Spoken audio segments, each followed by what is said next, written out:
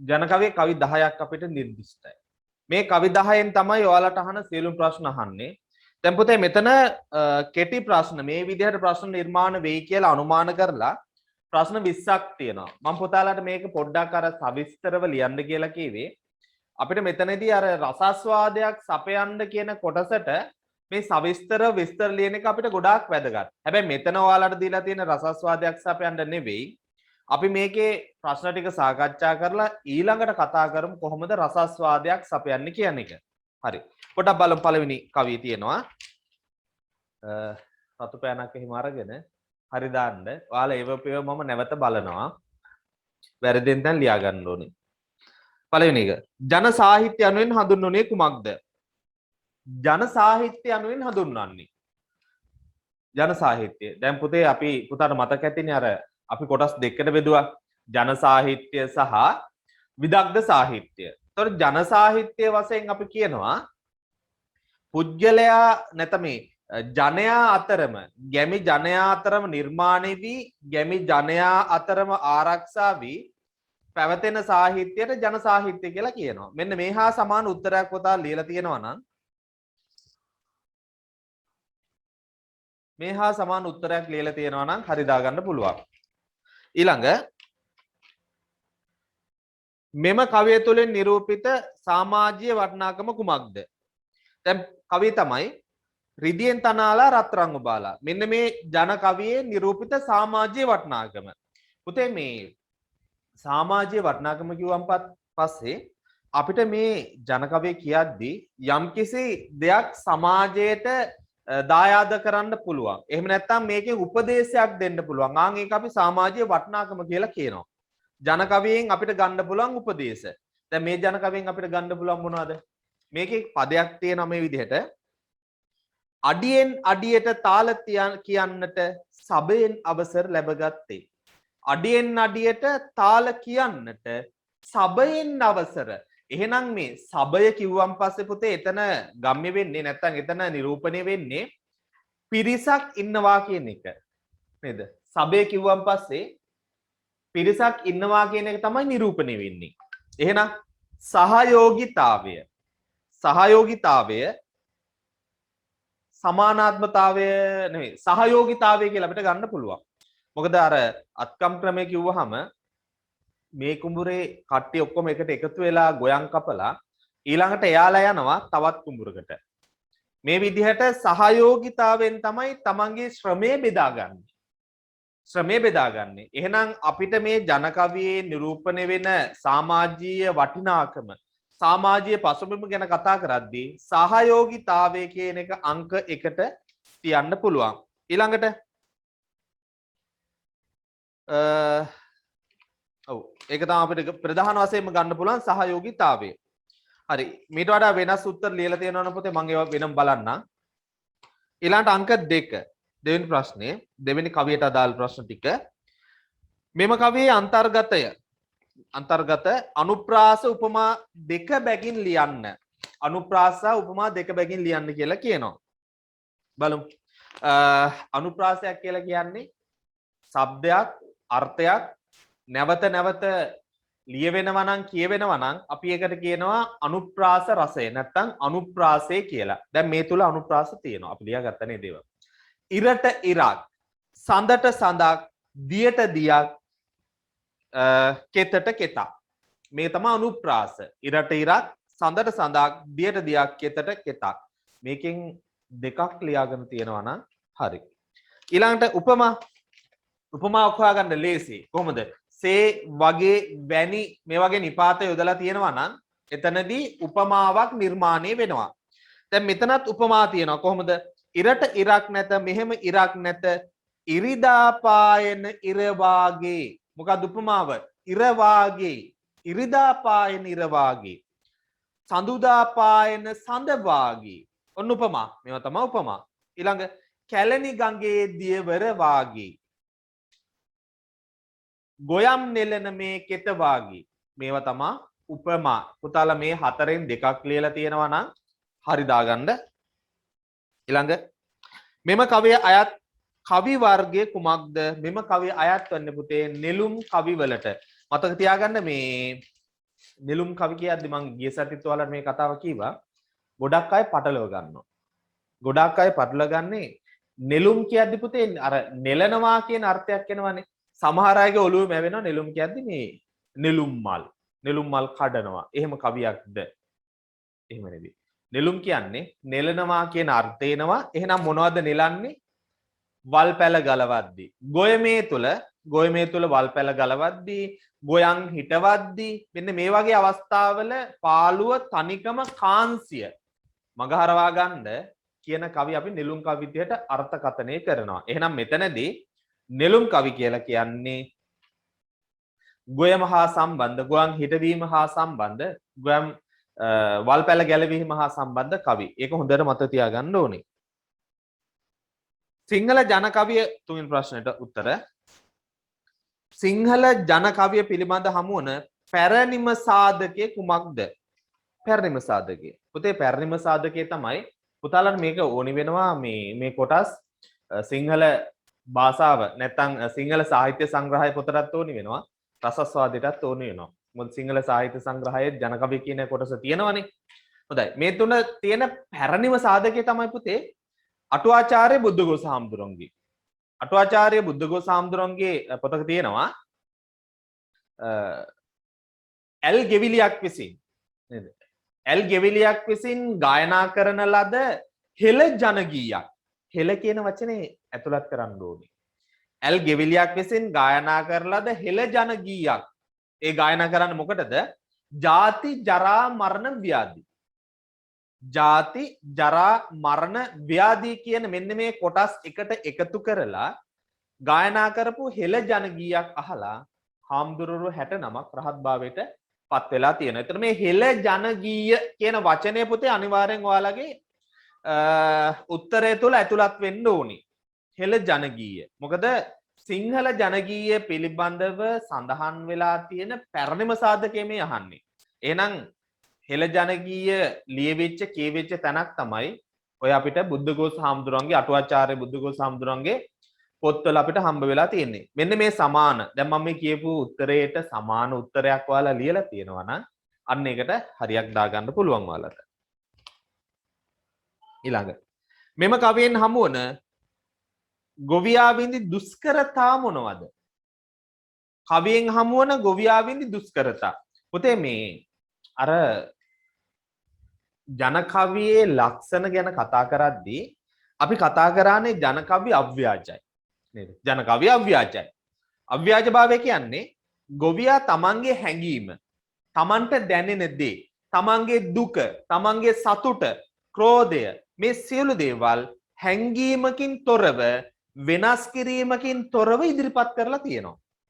ඒකට අපිට සාධක මේ කවියෙන් ගන්න පුළුවන්. දැන් මේ කවිය කියනවා සාධක දෙකක්ම අපිට ගන්න පුළුවන්. පළවෙනි එක තමයි දුක් දෙන අලි ඇතුන් පන්නා හරින්නේ. දුක් දෙන අලි ඇතුන් පන්නා හරින්නේ. එහෙනම් ගොවියා විඳපු දුෂ්කරතාවයක් තමයි පුතේ අලි ඇතුන්ගෙන් මේ ගොයම නැත්තම් මේ තමන්ගේ බවභෝග ආරක්ෂා කරගන්න එක. එතකොට ප්‍රශ්නය අහනවා මෙම කවියෙන් හමුවන ගොවියා විඳි දුෂ්කරතා මොනවාද?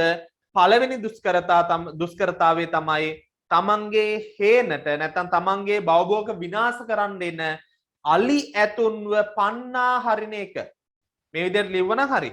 තමන්ගේ බවභෝග විනාශ කරන්න එන අලි ඇතුන්ව පන්නා හරින එක තමයි පළවෙනි දුෂ්කරතාවය. ඇයි ඒක දුෂ්කරතාවයක් වෙන්නේ? පුතේ මේ හාවෙක් මුවෙක් පන්නනවා වගේ නෙවෙයි අලියෙක් පන්නනවා කියන එක. නේද? හාවෙක් මුවෙක් නම් මේ ඉක්මනට පන්නලා අරින්න පුළුවන්. හැබැයි අලියෙක් එහෙම පන්නන්න අමාරුයි. මොකද අලියා කියන සතා සමහර විට මේ ගොවියාගේ ජීවිතයට කරදරයක් කරන්න පුළුවන්. ඒ නිසා ගොවියා මෙතනදී ක්‍රියා කරන්නේ ජීවිතයත් මරණයත් අතර ක්‍රියාදාමයක්.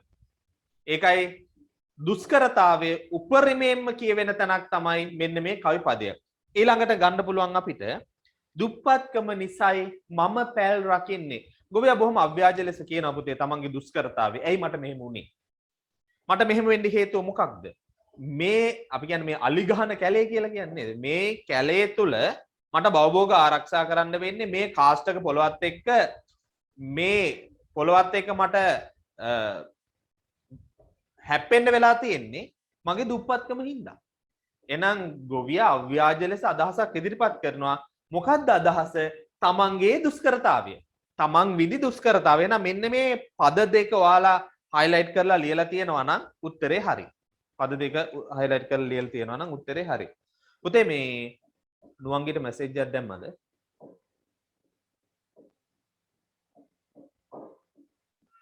කාවින්ද පුතේ දාන්න මැසේජ් එකක් නුවන්ගිට.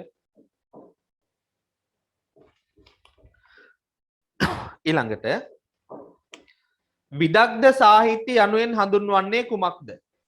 විදග්ධ සාහිත්‍ය. මේ වචන හොඳට මතක තියාගන්න. විදග්ධ.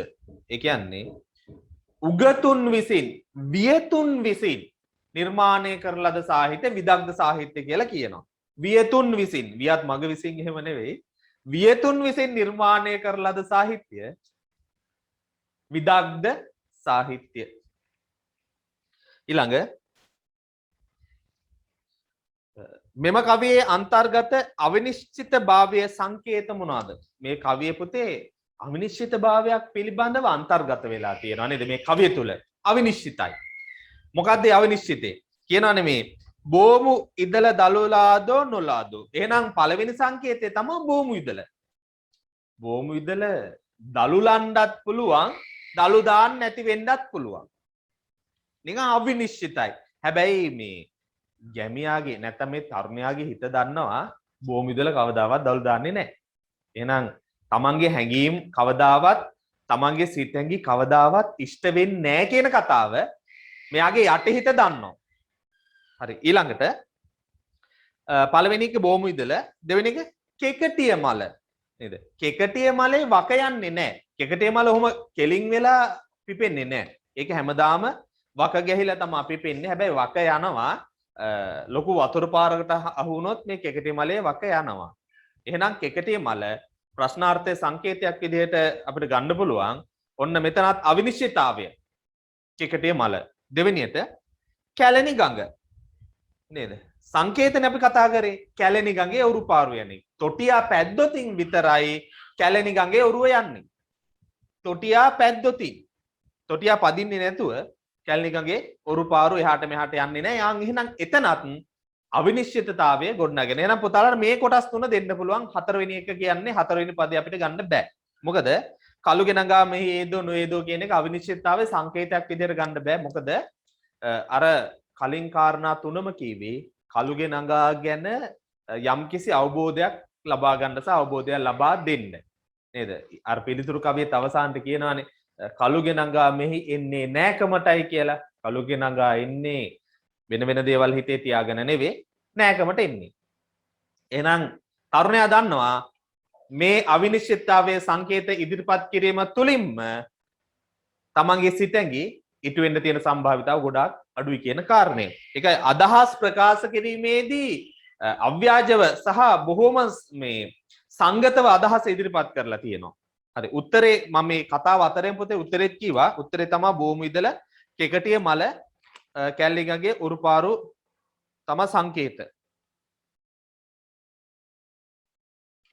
පස්වෙනි කවිය. ජන කවියේ විශේෂ ලක්ෂණ 3ක් ලියා දක්වන්න. අන්න. ජන කවියේ විශේෂ ලක්ෂණ.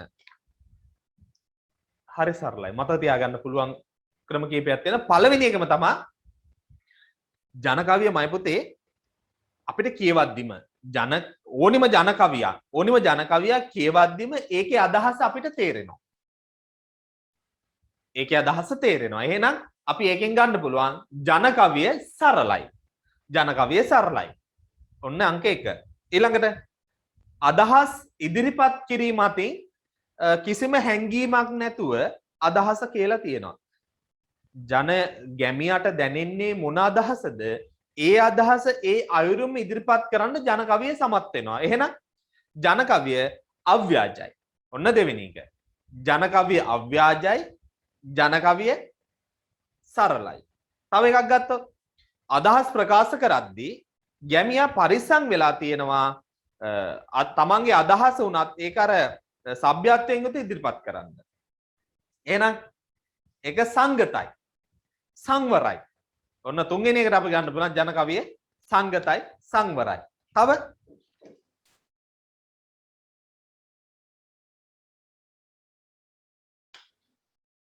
පුළුවන් පුතේ රෙකෝඩින් එක දෙන්න පුළුවන්.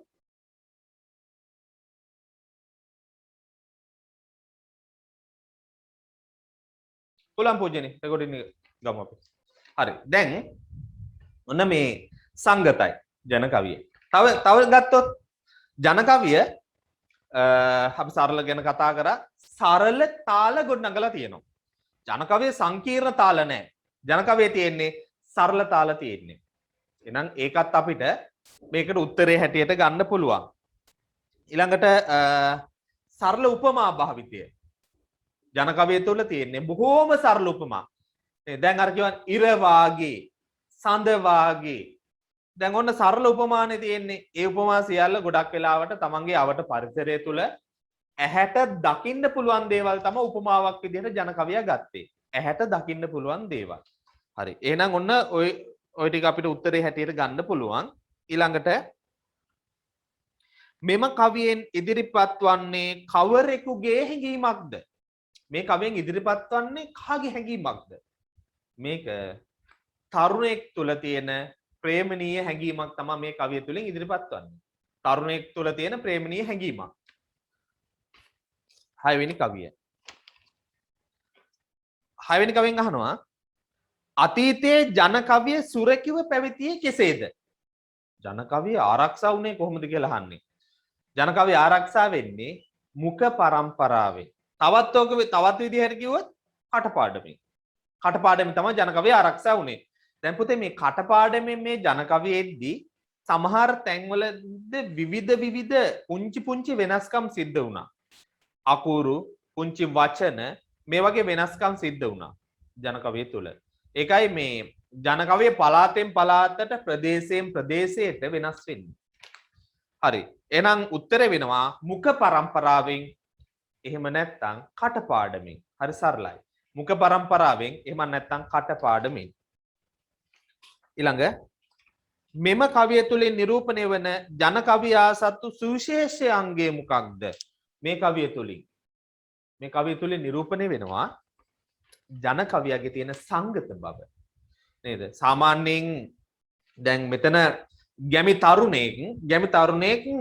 තරුණියකට කරන යෝජනාවක් මේ තුල තියෙන්නේ. මේ කවිය තුල තියෙන්නේ. නේද? ඒ යෝජනාව කරන්නෙත්මයි පුතේ බොහොම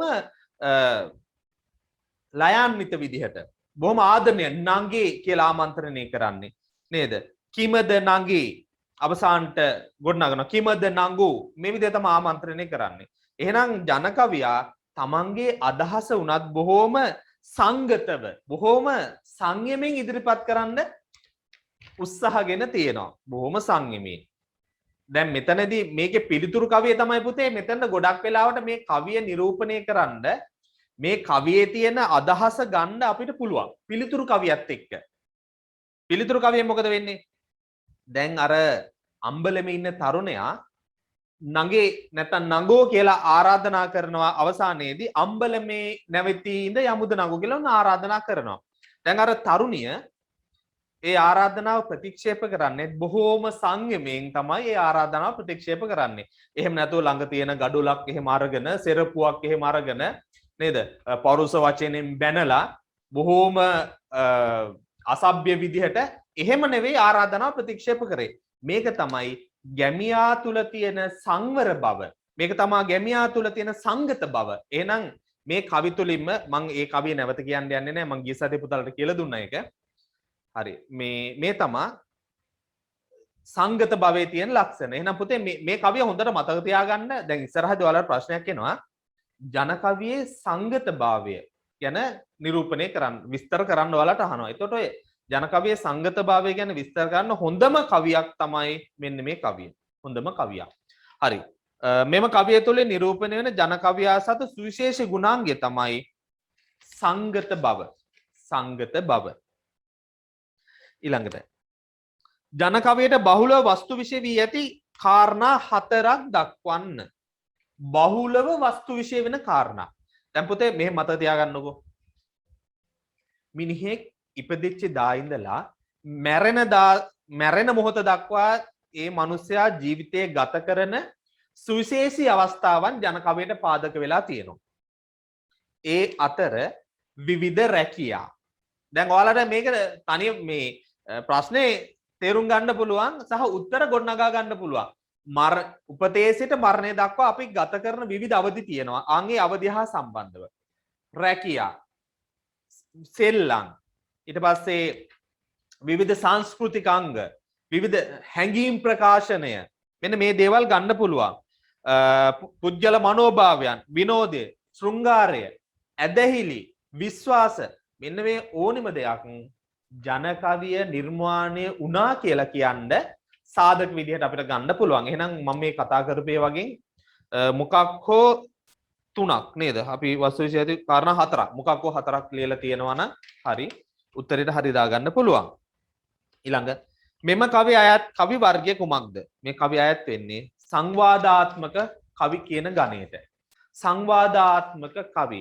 පුතේ මේ කවි විශේෂයෙන්ම සඳහන් කරන්න ඕනේ මේ හැඟීම් ප්‍රකාශනය අතින් ගත්තහම අපිට ගොඩක් වෙලාවට ඉදිරිපත් කරන්න පුළුවන් කවියක්. මේ කවිය අමුතුවෙන් පාඩම් කරන්න දෙයක් නෑ. මම පුතාලා දන්නවා මේ කවිය. මහලු අම්මා කෙනෙක් තමන්ගේ දරුවගේ ගෙදරට යද්දී කෑම ටිකක් ඉල්ලගෙන බත් ටිකක් ඉල්ලගෙන දරුවා අම්මට දෙන්නේ බත් නෙවෙයි හාල්. නේ වී ටිකක් දෙන්නේ. බත් නෙවෙයි වී ටිකක් දෙනවා.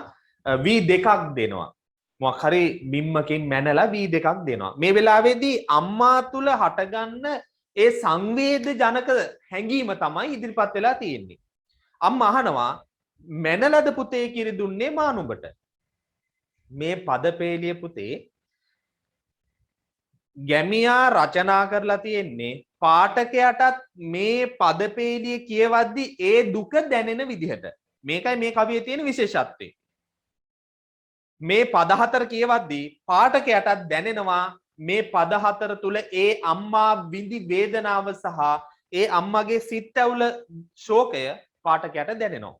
එහෙනම් ඒ පැත්තෙන් බලද්දි මේ කවිය බොහෝම විස්තර කරන්න පුළුවන් අපිට විභාගෙදී හැඟීම් ප්‍රකාශනය කියන කොටසේදී අනිවාර්යයෙන්ම යොදා ගන්න පුළුවන් කවියක්.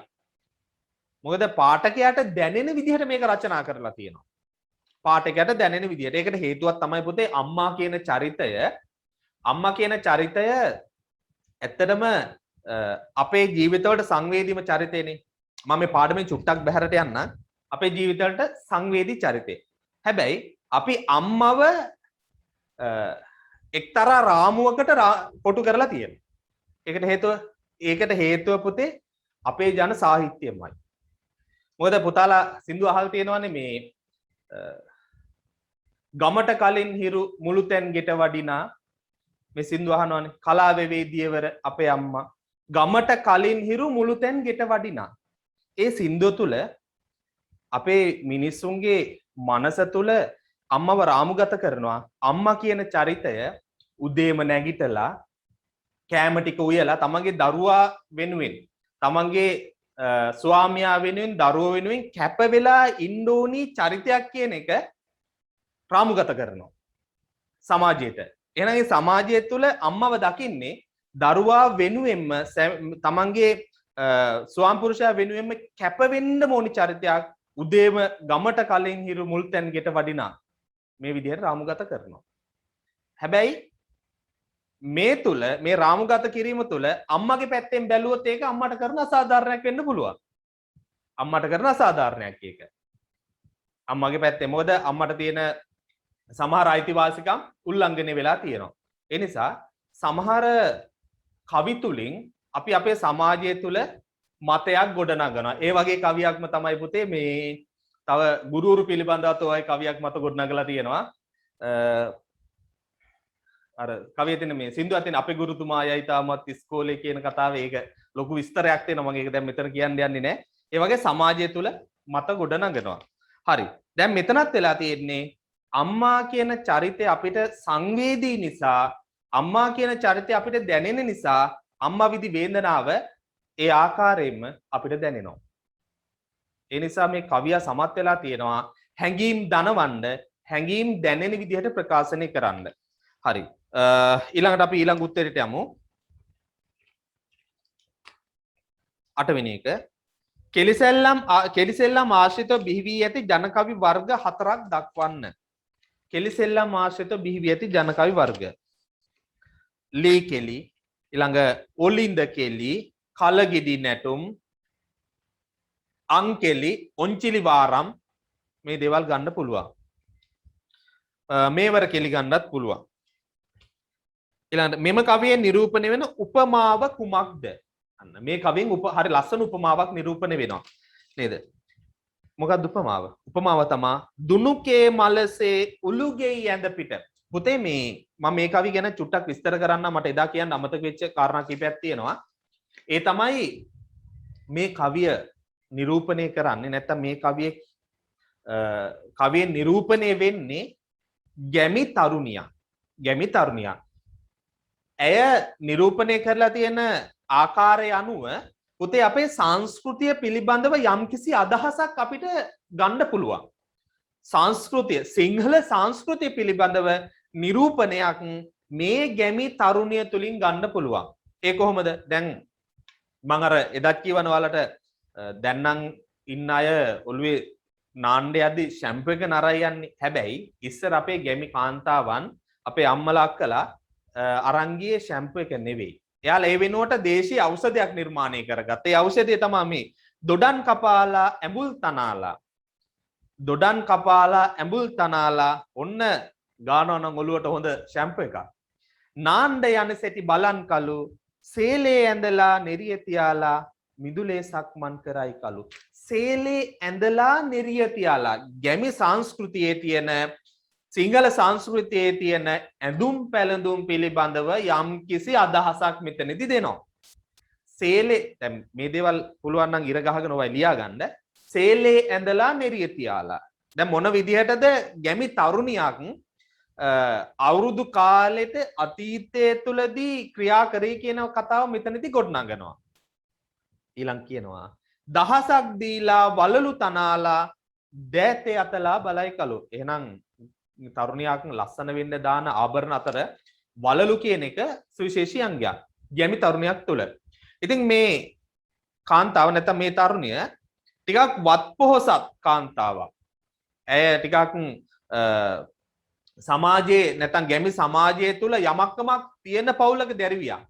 ඒ විදිහට කියන්න පුළුවන් සාධක කීපයක් තියෙනවා. පළවෙනි එක තමයි දහසක් දීලා වලලු තනාලා. දැන් මම මේ කතාව කියන්නේ ගැමි සංස්කෘතිය නිරූපණය වීමේදී මේ කවි අපි මොන විදිහටද ගන්න කියන කාරණය.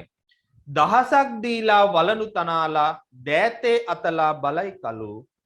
දැන් ඔන්න දහසක් දීලා දහසක් දෙන්න පුළුවන්. ඊළඟට කියනවා දුනුකේ මලසේ. අන්න දුනුකේ මලසේ උපමාවකට ගත්තා නේද? හරියට මේ තරුණිය දුනුකේ මලක් වගේ. හරි ලස්සනයි. දුනුකේ මලසේ උලුගෙයි ඇඳ පිට. දැන් උලුගෙයක් කියන මෙන්න මේ සාධකය ඉස්සර අතීතයේ ගැමි ගම්මානයක උලුගෙයක් තිබ්බේ එකයි නැත්තම් දෙකයි. එහෙම අනිත් ගෙවල් ඔක්කොම පිදුරු සහ පොල් අතු සෙවිලි කළපු ගෙවල් තමා තිබ්බේ. එහෙනම් උලුගෙයක් තියනවා කියලා කියන්නේ එහෙනම් ඒ ගම්මානය තුළ යමක්කමක් තියෙන පවුලක්. එක්කෝ ගමේ ප්‍රධානියා වෙන්න පුළුවන් නැත්නම් ගමේ ප්‍රභූවරයෙක් වෙන්න පුළුවන්. ආන්ගේ ප්‍රභූවරයාගේ දියණියක් පිළිබඳව තමයි මේ කතා කරන්නේ. දුනුකේ මලසේ උලුගෙයි ඇඳ පිට. දැන් මොකද උලුගෙයි ඇඳ? පුතේ මේ ගැමි සමාජයේ ගැමි ගම්මානවල ඔය ගෙවල් ඉස්සරහා තිබිලා තියෙනවා ඉස්සර ඇඳක්. ලණු ඇඳක් තිබිලා තියෙනවා. ඉතින් ගෙදරට එන මිනිස්සු ගොඩක් වෙලාවට මේ ඇඳේ තමයි වාඩි වෙලා කතා කරන්නේ. දැන් අද නම් ගෙදර තියෙන පුටු සෙට් එකකට ඇවිල්ලා එහෙම කතා බහ කරාට ඉස්සර මේ ඇඳට වෙලා තමයි කතා කරේ. ඒ කතාව තමයි මේ කියන්නේ. දුනුකේ මලසේ උලුගෙයි ඇඳ පිට ඔලින්ද කෙලින සැටි බලන් කලු. කලු ඔලින්ද කෙලින සැටි බලන්න කියලා ඔන්න කියනවා. පැත්තක ඉඳලා මේ තරුණිය දිහා බලාගෙන ඉන්න කෙනෙක් තමයි මේ කතාව කියන්නේ. හරි. මෙම කවියේ නිරූපණය වන උපමාව මොකද්ද? දුනුකේ මලසේ. දුනුකේ මලසේ. හත්වෙනි කවිය විවිධ විශ්වාස ඇදහිලි ආශ්‍රිතව නිර්මාණය වී ඇති ජන කවි වර්ග මොනවාද? විවිධ විශ්වාස සහ ඇදහිලි ආශ්‍රිතව බිහි වී ඇති ජන කවි වර්ග. අපිට ගන්න පුළුවන් බලි කවි, තොවිල් කවි ඊළඟට කෝල් මුර යාදිනි යහන් මේ සියල්ලම අපිට ගන්න පුළුවන්. මේ සියලු දේවල්මයි පුතේ නිර්මාණය වෙන්නේ සිත සාන්ති කර්මත් එක්ක. ඒ කියන්නේ විවිධ විශ්වාස සහ ඇදහිලි. අපි විශ්වාස කරා මේ දේවල් තුලින් අපිට යම්කිසි සිතක් වෙයි කියලා, යම්කිසි ශාන්තියක් වෙයි කියලා අපි විශ්වාස කරා. ආන්ගේ විශ්වාසත් එක්ක තමයි මේ කවි නිර්මාණය වෙන්නේ. මේත් එක්ක නිර්මාණය වෙච්ච පුතේ තවත් කවි වර්ගයක් තියෙනවා. ඒවා තමයි වස් කවි සහ සෙත් කවි කියලා කියන්නේ. වස් අපි මේක මේ ගණයට ගන්නෙ නැහැ. මොකද වස් කවි සහ සෙත් කවි නිර්මාණය කරන්නේ මේ විදග්ධ සාහිත්‍ය තුල තමයි ඒක නිර්මාණය වෙන්නේ. වියතුන් තමයි ඒක නිර්මාණය කරන්න ඕනි. ඒකට හේතුව වස් කවියක් සහ සෙත් කවියක්. පුතේ මේ අපේ මෙන්න මේ සිංහල භාෂාවේ තියෙනවා ගුරු ලඝු කියලා ભેදයක්. ගුරු ලඝු ભેදය තියෙනවා. ඝන තියෙනවා. මේ ඝන පිහිටලා ගුරු ලඝු පිහිටලා හරියට කීවොත් එහෙම සෙතක් වෙන්නත් පුළුවන් වරදින්නත් පුළුවන්. ඝන 8න් ඝන 4ක් හොඳයි ඝන 4ක් නරකයි. පුතාලට නම් තියද්දී මේ ඝන බලලා තමයි නම තියන්නේ. තියෙනවා ඝන 8 මට මතක හැටියට මර බය ජන සත. ඔය විදිහට ඒ කියන්නේ ම බ ර ඔය විදිහට ඝන තියෙනවා. මේකෙන් පළවෙනි ඝන ටික හොඳයි ඊළඟ ඝන ටික ඝන 4 හොඳ නැහැ. ඒ නිසා අර හොඳ ඝන වලින් පිහිටලා කවි කිව්වොත් ඒවා සෙත් කවි වෙනවා. නරක ඝන වලින් පිහිටලා කවි කිව්වොත් ඒවා වස් කවි වෙනවා. මේ දේවල් නිර්මාණය කරන්නේ වියතුන් උගතුන් තමයි. හැබැයි සෙත් සාන්තිය සඳහා මේ දේවල් නිර්මාණය වෙනවා. ඒ විදිහටම ජන සාහිත්‍ය තුලත් තමන්ගේ ආරක්ෂාව තමන්ට සෙත් සාන්තිය සඳහා නිර්මාණය වෙච්ච කවි තමයි මේ බලි තොවිල් කෝල් මුර යහන් යාදිනි කියලා කියන්නේ. ඒ නිසා ওই කවි වලින් කීපයක් ලියලා තියෙනවා නම් උත්තරේ හරි දාගන්න පුළුවන්. ඊළඟට මෙම කවිය අයත් ජන කවි වර්ගය කුමක්ද? දැන් අපි ඉස්සෙල්ලා කතා කරපු කවිය ලත් පමණට මැටි ඉදිකරවා මේක අයිති වෙනවා කල ගෙඩි නැටුමට. කලයක් නිර්මාණය කරන හැටි තමයි මේ තුල කතා වෙන්නේ. කලයක් නිර්මාණය කිරීමේ අපහසුතාවය තමයි මේ තුල සාකච්ඡා වෙන්නේ. එහෙනම් මේ කවි අයත් ජන කවි වර්ගය තමයි කල ගෙඩි නැටුම. අවසානික කෘෂිකර්මය ආශ්‍රිතව නිර්මාණය වී ඇති ජන කවි වර්ග නම් කරන්න. කෘෂිකර්මය ආශ්‍රිතව පැල් කවි, ගොයන් කවි, ඊළඟට අපි ගන්න පුළුවන් හේන් කවි, නෙළුම් කවි, කුරක්කන් කවි මේ සියල්ලම ගන්න පුළුවන්. පැල් කවි, ගොයන් කවි, හේන් කවි, කුරක්කන් කවි, නෙළුම් කවි. මෙම කවි අයත් ජන කවි වර්ගයේ කුමක්ද? පුතේ මේ කවි අයත් ජන කවි වර්ගය තමයි ඇදහිලි හා විශ්වාස. එහෙම නැත්නම් කෝල් මුර කියන කවි ගණයට අයිති වෙනවා. එහෙම නැත්නම් පත්තිනි හැල්ල කියලා ලිව්වත් වරදක් නැහැ. කෝල් මුර කියන කවි ගණයට මේක අයිති වෙන. එහෙම නැත්නම් ජන කවි වල ඇදහිලි හා විශ්වාස කියන ගණයට තමයි මේක අයිති වෙන්නේ. ඇදහිලි හා විශ්වාස කියන ගණයට. ඔක තමයි ප්‍රශ්න ටික. ඒතකොට මම හිතනවා පුතාලා උත්තර ලියාගන්න ඇති කියලා. හරි. දැන් අපි එමු ඊළඟ කොටසට. අපි මේකෙන් එන සාහිත්‍ය රසස්වාදී කියන කොටසට එමු. දැන් පුතේ ඔයාලට අහන ලකුණු වැඩියෙන්ම හම්බෙන ප්‍රශ්නයක් තමයි මේ රසස්වාදයක් සපයන්න කියන කාරණේ. දැන් බලමු අපි කොහොමද රසස්වාදයක් සපයන්නේ කියලා. දැන් පුතාලට මේ කවියෙන් කවි 5ක් නැත්නම් මේ කවි 10ක් තියෙනවානේ. කවි 10න් කවි 5ක් හෝ 6ක් ඔයාලට හම්බ වෙනවා. මේ කවි 5 6 ඔයාලා හොඳට කියවලා අහලා තියෙන ප්‍රශ්න වලට උත්තර ලියන්න ඕනි. අහලා තියෙන ප්‍රශ්න. ගොඩක් වෙලාවට ප්‍රශ්න 4ක් අහනවා. සමහර වෙලාවල් ප්‍රශ්න 5කුත් අහන වෙලාවල් තියෙනවා. පැරණි සිලබස් එක තුල. දැන් මේ ප්‍රශ්න 4යි කියමුකෝ අපි. දැන් මේ ප්‍රශ්න 4ට කොහොමද රසාස්වාදයක් සපයන්නේ? පුතේ මෙහෙම මතක තියාගන්නකෝ. රසාස්වාදයක් කියන වචනය මේක ලොකුවට හිතන්න යන්න එපා. රසාස්වාදය ඒ කියන්නේ මේ කවි අපි හොඳට කියවලා කවියේ තේරුම සහ කවියේ අන්තර්ගතය පිළිබඳව අපි අවබෝධයක් ලබා ගත්තා කියන එක තමයි මේ රසාස්වාදය කියන වචනේ ඇතුලේ තියෙන්නේ. වෙන ලොකු දෙයක් නැහැ. කවිය කියවලා කවිය රස වින්දානම් කවිය තේරුණා නම් කවියේ මුල අග අපිට තේරුණා නම් හොඳට ආන් ඒක තමයි රසස්වාදය. දැන් අපි උදාහරණයක් ගමුකෝ. අපි චිත්‍රපටයක් බලනවා. අපි චිත්‍රපටයක් බලද්දී අපි මේ චිත්‍රපටයේ මුල ඉඳලා අග වෙනකල්ම බලලා රස විඳිනවා. දැන් අපි දන්නවා චිත්‍රපටයේ බලලා ඉවරුනහම මේ චිත්‍රපටයේ අන්තර්ගතය මොකක්ද? මේකට සමාජයෙන් දීපු පණිවිඩය මොකක්ද? මේකේ නළු නිලියන් රංගපාද්‍ය ඔවුන්ගේ දක්ෂතා මොනවද? ඔවුන්ගේ අදක්ෂතා මොනවද? මේ චිත්‍රපටය නිර්මාණය කරද්දී පසුබිම සඳහා යොදාගත් දේවල් සාර්ථකද අසාර්ථකද? දැන් චිත්‍රපටයේ අවසානට අපිට නිගමන වලට එන්න පුළුවන්. මෙන්න මේකට තමයි පුතේ රසස්වාදය කියලා කියන්නේ. අපිට හම්බ වෙලා තියෙන කවි ටික හොඳට කියවපුවාම අපිට ওই කවි හොඳට තේරෙනවා. තේරුණාම අපි ඒ කවි රස විඳලා කියලා අපි දැන් දන්නවා. මේ කවියේ මුල මැද අග අපි දන්නවා. එහෙනම් දැන් තියෙන්නේ රසාස්වාදයක් සපයන්න. කොහොමද සපයන්නේ? අපෙන් අහනවා ප්‍රශ්න හතරක්. මේ ප්‍රශ්න හතරට ප්‍රශ්නයට අදාළ කරලා උත්තරේ ලියවනම් නිකම්ම රසාස්වාදේ ගොඩ නැගිලා. මේ වචනේ හොඳට මතක තියාගන්න. ඔය වචනෙට බය වෙන්න එපා.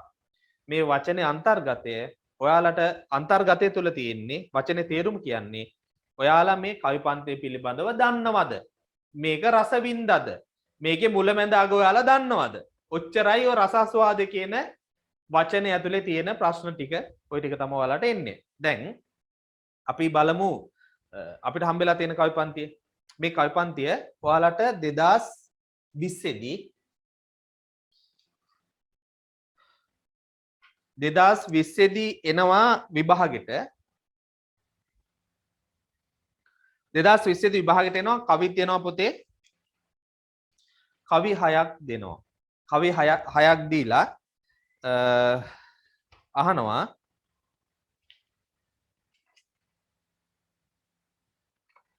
කවි 6ක් දීලා අහනවා පුතේ ඔයාලගෙන් ප්‍රශ්න 4ක් අහනවා.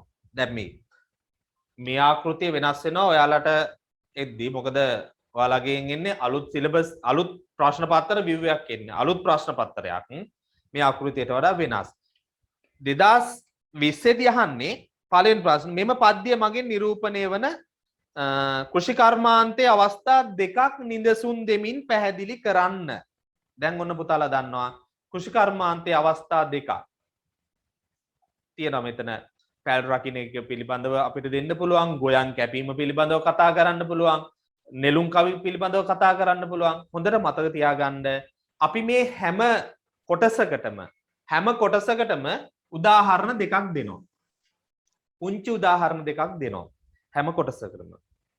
අපි හිතමු අපිට ලකුණු 5ක් හම්බ වෙනවා කියලා. ලකුණු 5ක් හම්බ වෙනවා කියලා අපි පුංචි නිගමනයකට එන්නේ. ලකුණු දෙන ක්‍රමය මම ඔයාලට කියන්නේ.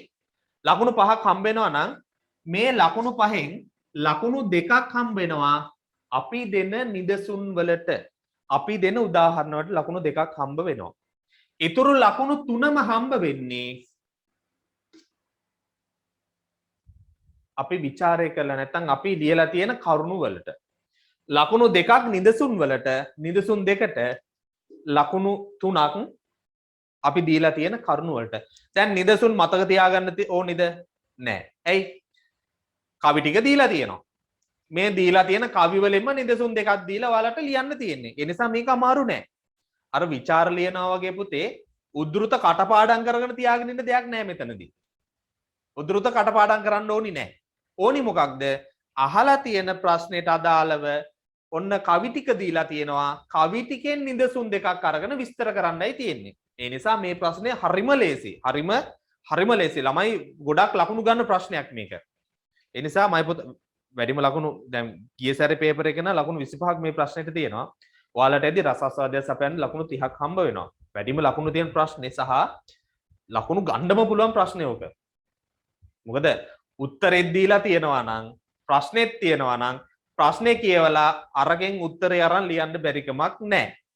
හරි. ඊළඟට අහනවා කවිය යොදාගත් භාෂාවේ විශේෂතා නිදසුන් දෙකක් සහිතව පැහැදිලි කරන්න. ඔන්න එතන කියලාම තියෙනවා නිදසුන් දෙකක් එක දෙන්න කියලා. අපි හිතමු කියලා නැහැ කියලා. මෙතන අහනවා කවියා යොදාගත් භාෂාවේ විශේෂතා නිදසුන් සහිතව පැහැදිලි කරන්න. දැන් පුතාලා දන්නවා විශේෂතා කියද්දී එතන බහුවචනයක් තියෙනවා. විශේෂතා. එහෙනම් ඔයාලට එක විශේෂතාවයක් විතරක් විස්තර කරන්න බෑ. එහෙනම් ඔයාලා අවම දෙකක් ගන්න ඕනි. දෙකයි තමයි පුතේ අපි මෙතන නිදසුන් හැටියට ගන්නෙ. දෙකයි. හරි. දැන් අපි මේ 2020 ප්‍රශ්නෙට උත්තරේ ලියා ගමු. 2020 ප්‍රශ්නෙට.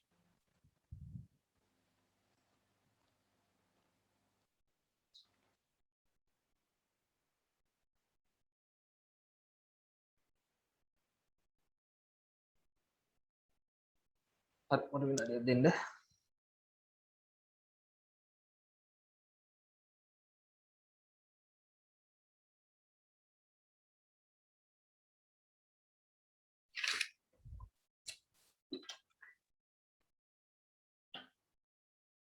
කවි නෑ පුතේ. කවි ලියන්නේ නැහැ. කවියම ලියන්න එපා. මෙතනින් අපි උදාහරණයට ගන්න එක පදයයි. එක පදයයි. දැන් අපි හිතමු පළවෙනියට අහලා තිබ්බනේ මේ අපි වෙන ප්‍රශ්නයක් ගමුකෝ. ගොවියා විඳි දුෂ්කරතා දක්වන්න කියද්දී ඔන්න පුතාලට කියන්න පුළුවන් මේකේ පළවෙනි කවියෙම තියෙන දුක් දෙන ආලියතුන් පන්නා හරින්නේ. මෙන්න මේ කරන් චුට්ටක් විස්තර කරනවා. ඊළඟ ගන්න පුළුවන් දුප්පත්කම නිසායි පැල් රකින්නේ. මේ පද දෙක ඔයාලට අරගෙන පොඩ්ඩක් විස්තර කරා නම් හරි. මතක තියාගන්න සමස්තය. ඒ කියන්නේ මුළු ප්‍රශ්නෙටම වචන 200කට වඩා තියෙන්න ඕනේ. මුළු ප්‍රශ්නෙම වචන 200කට වඩා තියෙන්න ඕනේ. මුළු ප්‍රශ්නෙම. හරි. අපි මම ඔයාලට පුතේ ප්‍රශ්න නැතනම් පුංචි කෙටි ප්‍රශ්න 4ක් යටතේ කරුණු දෙනවා. කෙටි ප්‍රශ්න 4ක් යටතේ කරුණු දෙනවා. දැන් පුතාලා ඊට පස්සේ කරන්න ඕනි මේ ප්‍රශ්න 4ට මට පුංචි විස්තරයක් ලියලා එවන්න ඕනි. අපි උදාහරණයක් ගමු මේ විදිහට. ජන කවිය සඳහා යොදාගත් භාෂාව. ජන කවිය සඳහා යොදාගත් භාෂාව. මං ඔයාලට සම්පූර්ණ මේ භාෂාව පිළිබඳවම පුංචි නෝට් එකක් දෙනවා. මේ නෝට් එක අරගෙන පුතාලා මට රූල් 15ක් විතර. ඒ කියන්නේ අපි හිතමු පිටු කාලක් විතර, පිටු කාලක් නැත්නම් පිටු භාගයක් විතර විස්තරයක් ලියලා එවන්න ඕනේ. උදාහරණ දෙකක් ගත්තා. මම ඔයාලට උදාහරණ ගොඩක් දෙනවා. උදාහරණ දෙකක් ගත්තා. ඒක විස්තර කරලා මට එවන්න ඕනේ. පිටු භාගයක් තිබ්බනම් ඇති එක ප්‍රශ්නයකට. හරි. අපි මේ විදිහට ලියාගමු. පළවෙනි එක ජන කවිය සඳහා යොදාගත් භාෂාව. පළවෙනි එක ජන කවිය සඳහා යොදාගත් භාෂාව. දැන් ඔන්න මම භාෂා ලක්ෂණ ඔක්කොම දෙනවා ඔයාලට. ඔයාලා මෙතනින් ගන්නේ දෙකයි. මෙතනින් දෙකයි. දෙකක් අරගෙන උපරිම තුනක් ගන්න. තුනක් අරගෙන ඔයාලට විස්තර කරන්න පුළුවන්. හැබැයි එකක් මදි. එකක් මදි. දෙකක් හෝ තුනක් ගන්න ඕනි. පිටු භාගයක් ලිව්වා නම් ඇති. හරි. මේ මම මේක පුංචි විස්තරයක් විදිහටම දෙන්නම්. මේක ලියාගමු මේ විදිහට. ජන කවිය සඳහා යොදාගත් භාෂාව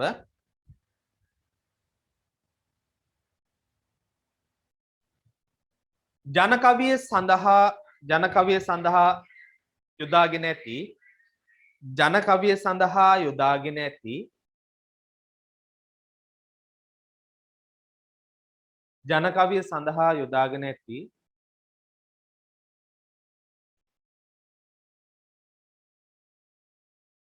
භාෂාව ජන කවිය සඳහා යොදාගෙන ඇති භාෂාව ඉතා සරල මං කියන වේගය වැඩිද මන්ද ජන කවිය සඳහා යොදාගෙන ඇති ජන කවිය සඳහා යොදාගෙන ඇති භාෂාව ජන කවිය සඳහා යොදාගෙන ඇති භාෂාව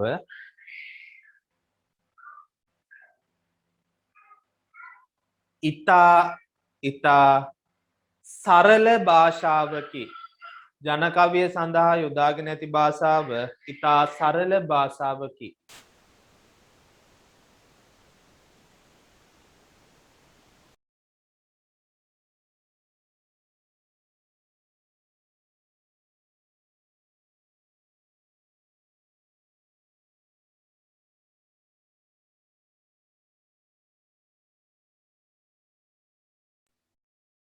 ඉතා සරල භාෂාවකි.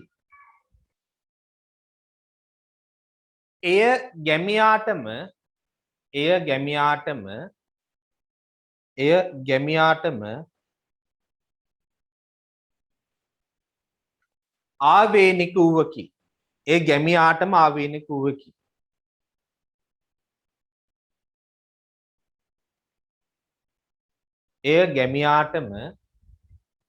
එය ගැමියාටම ආවේනික වූවකි.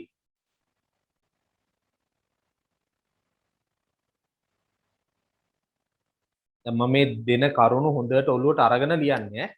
ඒ ගැමියාටම ආවේනික වූවකි. ප්‍රදේශය පළාත අනුව ප්‍රදේශයේ පළාත අනුව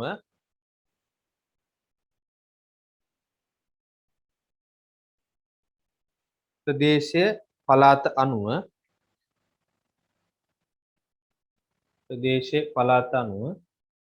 භාෂාව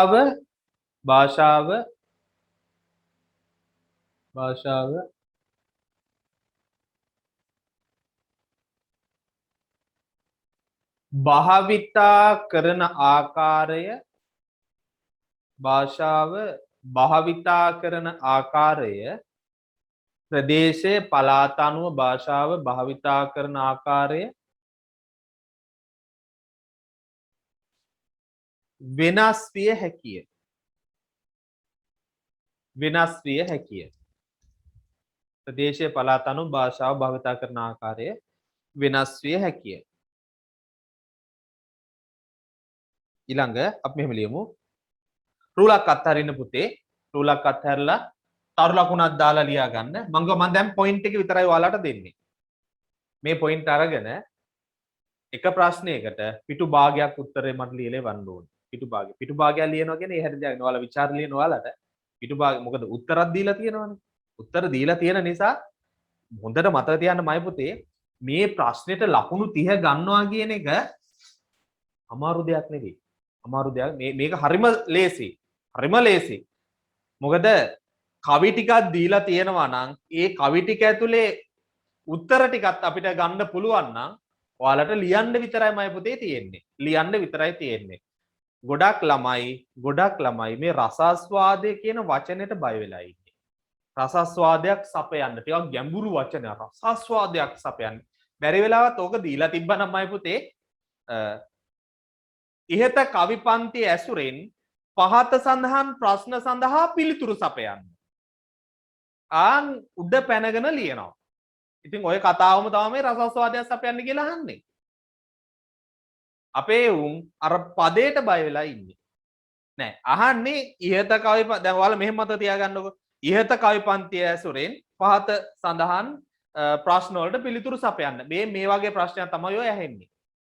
ඒ නිසා ඒක හොඳට ඔළුවේ තියාගෙන ඒ අහලා තියෙන ප්‍රශ්න වලට අපි උත්තර සපයමු. මතක තියාගන්න උදාහරණ අපි දෙක ගානේ මේවට දීගෙන යන්න ඕනේ. උදාහරණ දෙක ගානේ. හරි. තව ලකුණු දාලා අපි ලියාගමු. ජන කවියේ විශේෂතා.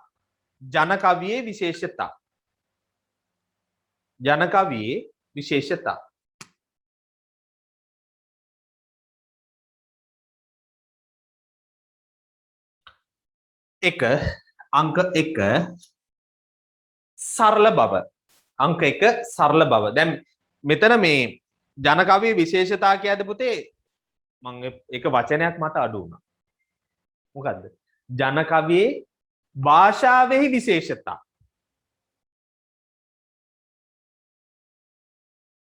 ජන කවියේ භාෂාවේ විශේෂතා. අන්න ඒ වචනේ මට ඕනේ භාෂාව කියන එක වරහන් ඇතුළේ හරි දාන්න. මොකද අපි මේ කතා කරන්නේ භාෂාව ගැන. හරි.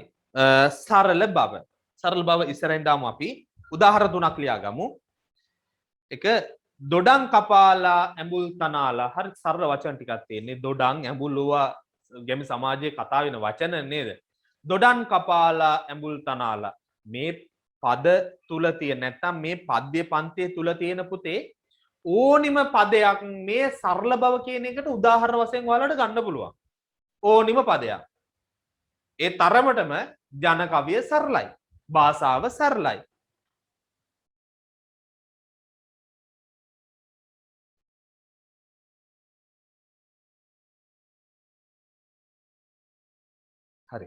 ඊළඟ දහසක් දීලා වල්ලු තනාලා ඊළඟ කන්ද උඩින් එන කිකිලිය ගෝමරියේ මේ වගේ ඔන්න උදාහරණ දෙයක් ලියා ගන්න. කන්ද උඩින් එන කිකිලිය ගෝමරියේ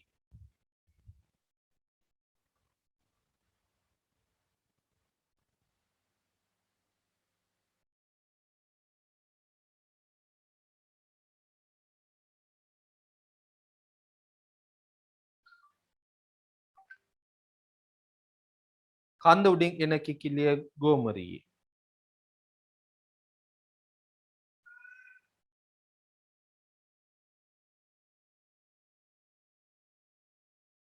ඊළඟ කටවහර අංක 2 මේ භාෂාවේ තියෙනවා කටවහර තියෙනවා. කටවහර යමි ජන කවියේ තියෙන සුවිශේෂී ලක්ෂණයක් මේ කටවහර කියන එක භාෂාවේ ලක්ෂණයක් ඈ. කටවහර කියන එක අපිට ගන්න පුළුවන් කටවහර. කොහොමද කටවහරෙන්නේ? මට පිටුපා ගෙට යන වද සුරතලියේ. තියා ගන්න මේ උදාහරණයක්. මට පිටුපා ගෙට යන වද සුරතලියේ. කටවහර සුරතලියේ ඉරක් ගහ ගන්න. කියන්නේ සුරතලියේ ඉරක් ගහ ගන්න.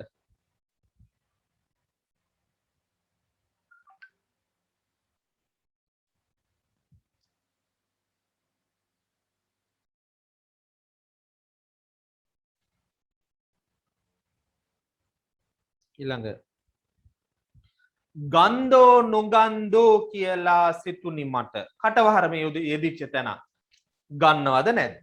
ගන්නවද නැද්ද? සමාජය තුල තියෙන කටවහර මම මේක ගන්නවද නැද්ද? ගන්ධෝ නොගන්ධෝ කියලා සිතුනි මට.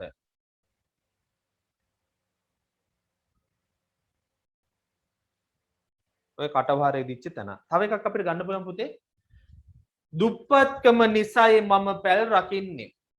මේ කටවහර. ඇයි මෙහෙම කියන්නේ? ගැමි සමාජය තුළ ගොඩක් දුප්පත් වෙච්ච හින්දා තමයි අපිට මෙහෙම වෙලා තියෙන්නේ. මේ කටවහර එදිච්ච තැනක් මේක තමයි මේ එකතු කරලා තියෙන්නේ. අපිට මෙහෙම උනේම අපේ දුප්පත්කම හින්දා. එහෙම කටවහර තුල කතා වෙනවා. ගැමි සමාජය තුළ කටවහර මේ දේවල් තියෙනවා. මට පිටුපා ගෙට යනවද සුරතලියේ. ගන්ධෝ නොගන්ධෝ කියලා සිතුනි මට. දුප්පත්කම නිසායි මම පැල් රකින්නේ. මේ දේවල් අපිට කටවහර වශයෙන් යොදා ගන්න පුළුවන්. ඊළඟ රූපක භාවිතය. රූප භාෂාවේ සුවිශේෂත්වය ගැන කතා කරද්දී අංක 3ට අපි රූපක භාවිතය ගන්න පුළුවන්. රූපක භාවිතයේදී තියෙනවා මම හිතනවා කලින් ටික පුතා ලියාගන්න ඇති කියලා. රූපක භාවිතයේ තියෙනවා දාඩිය මුතු කැටියේ. දාඩිය මුතු කැටියේ කන්ද උඩින් එන කිකිලිය ගෝමරියේ. මෙන්න මේ කවියේ තියෙනවා නලල් වටින් එන දාඩිය මුතු කැටියේ. නලලෙන් එන දාඩිය මුතු කැට. එහෙනම් අන්න රූපක භාවිතයක් නේද? රූපක භාවිතය මුතු කැටියේ. දැන් මේ පුතාලා දන්නවනේ රූපක උපමා අතර වෙනස දන්නවනේ. නේද? මං චුට්ටක් ඒකත් මතක් කරන්න. මේක ඔයාලා දන්න කාරණයක්. රූපකයක් කියලා කියන්නේ මයි පුතේ සමාන කිරීමක් නැහැ. කෙලින්ම ඒක ඒ දේම තමයි. ඒ දේම තමයි. දැන් අර නිදහස මහ මුහුදක් වේ. නිදහස තමා මහ මුහුද. රූපකයක්. නිදහස මහ මුහුදක් වේ. එහි උල්පත පුත නුඹ වේ. පුත උඹ තමයි ඒකේ උල්පත. දැන් සමාන කිරීමක් තියනවද? නැහැ. කෙලින්ම කියනවා ඔයා තමා මේක. ඔයා තමා උල්පත කියන. යකඩ ගැහණිය. යකඩ ගැහණිය. ගැහණිය යකඩෙන් නිර්මාණය වෙලාද? නැහැ. හැබැයි අපි කියනවා ගැහණිය තුළ තියෙන අදිෂ්ඨානශීලීත්වය සහ ඒ ශක්තියත් එක්ක අපි කියන යකඩ ගැහණිය කියලා. එහෙනම් ඒකේ නිරූපණය වෙන්නේ ඇය යකඩයක්. වගේ කියන කතාවක් නැහැ. උපමාවට එද්දී වගේසේ වැනි මේ වගේ නිපාතයක් දීලා පුතේ සම්බන්ධ කරනවා නම් ආන් ඒක උපමාවක්. සම්බන්ධ කරනවා. අරක වගේ අරයා වගේ අන්න උපමා.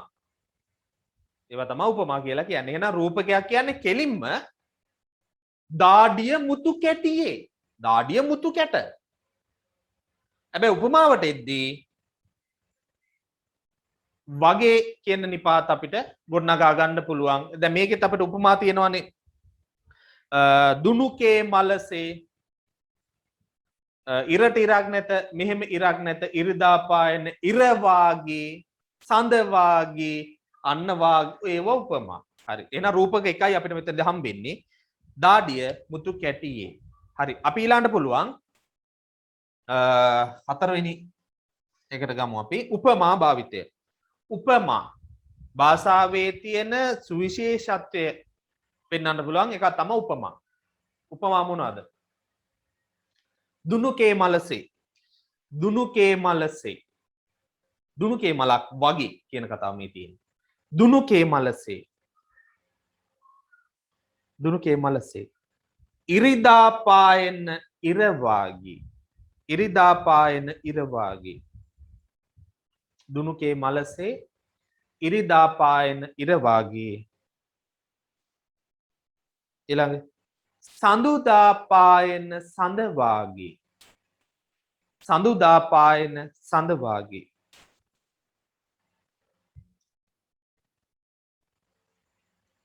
ඊළඟ කැලණි ගඟේ දියවර වාගේ.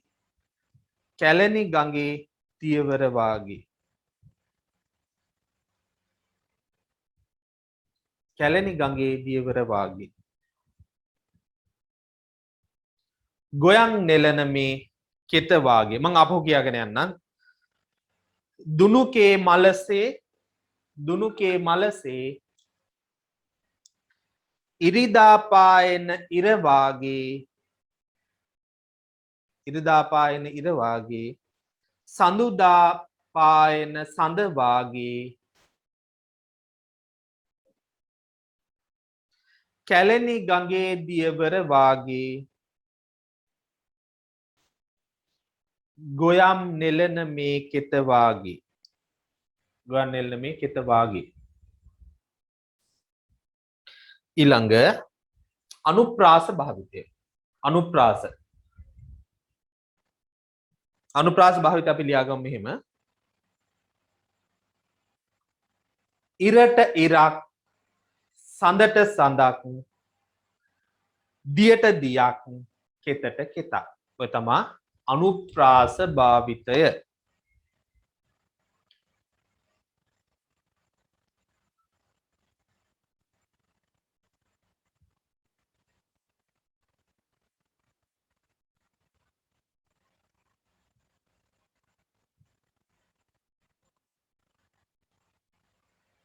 හරි. ඊළඟ කෙටි ප්‍රශ්නයක් අපි දාගමු මේ විදිහට. දැන් අපි ප්‍රශ්න 4ක් හෝ 5ක් ගැන අපි ලියාගමු. පළවෙනි එක ඔන්න භාෂාව ගැන. දැන් පුතාලාට මේ ටික එකතු කරලා පිටු භාගයක් ලියන්න බැයිද? උදාහරණ දෙකක් එක්ක භාෂාවේ සුවිශේෂීතාවය ගැන ලියන්න පුළුවන්. භාෂාවේ සුවිශේෂීතාවය ගැන ලියන්න පුළුවන්. පුතේ තව එනවා මේකේ සමහර ප්‍රශ්න එනවා අත්දැකීම් ගැන ලියන්න. අපිට පුළුවන් ප්‍රශ්නයක් අහන්න මේ ජන කවියෙන්ම ගොවියා විඳි අත්දැකීම් නිරූපණය කරන්න. දැන් ඔන්න ගොවියා විඳපු අපිට ගොවිතැන හා සම්බන්ධ කවි දෙකක් තියෙනවා. කවි දෙකක් තුනක් තියෙනවා. පළවෙනි එක ගොයන් කවියක් තියෙනවා, නෙළුම් කවියක් තියෙනවා, පැල් කවියක් තියෙනවා. එහෙනම් මේ කවි තුනෙන් ඔන්න උදාහරණ අපිට අරගෙන ලියන්න පුළුවන් ගොවියාගේ අත්දැකීම. උදාහරණ දෙකක් ගත්තා, පිටු භාගයක් විතර විස්තර කරා. එතකොට ওই වචන 200 හැදෙනවමයි පුතේ. හිතන්නෝ පිටු භාගයක් විස්තර කරා නම් එක ප්‍රශ්නයකට පිටු දෙකමාරක් විස්තර වෙලා ප්‍රශ්න 5ට. පිටු දෙකමාරක් විස්තර වෙලා. නිකම්ම ලකුණු ටික සහ නිකම් ඔයාලගේ වචන ටික කවර් වෙලා තියෙනවා. හොඳයි. අපි මේ විදිහට ලියාගමු. එදිනෙදා ජීවිතයේ කටුක අත්දැකීම් ප්‍රශ්නයක් මේක. ප්‍රශ්නයක්. එදිනෙදා ජීවිතයේ එදිනෙදා ජීවිතයේ එදිනෙදා ජීවිතයේ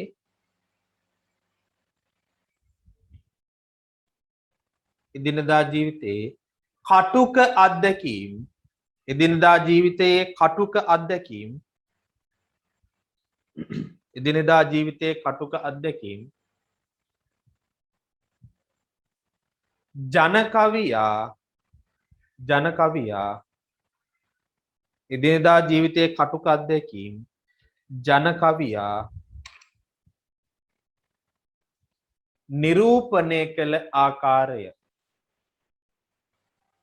එදිනෙදා ජීවිතයේ කටුක අත්දැකීම් ජන කවියා නිරූපණය කළ ආකාරය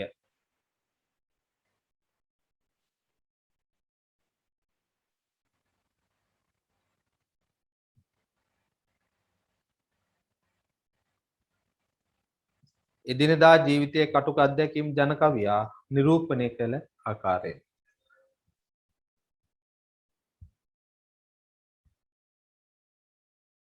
හරි අපි මේක ලියාගමු මෙහෙම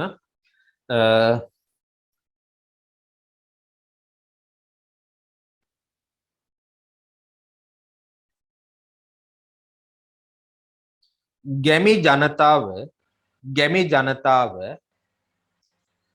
ගැමි ජනතාව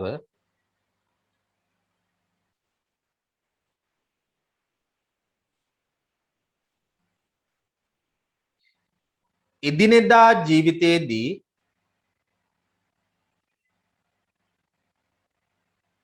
ගැමි ජනතාව එදිනෙදා ජීවිතයේදී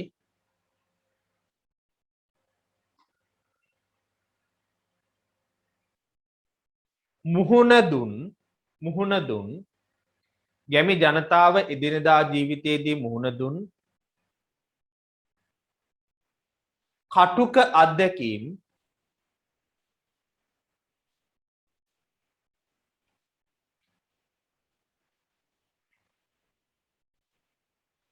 කටුක අත්දැකීම්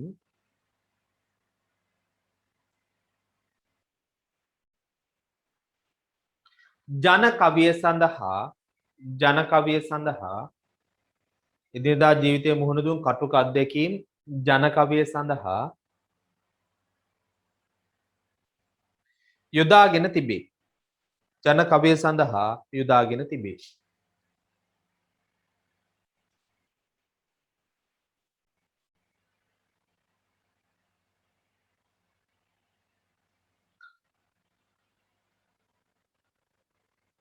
යොදාගෙන තිබේ.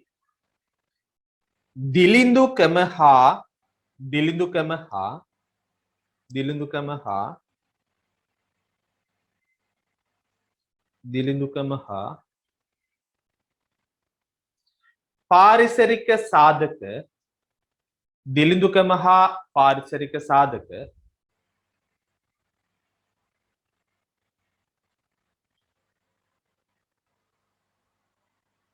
දිලිඳුකම හා පාරිසරික සාධක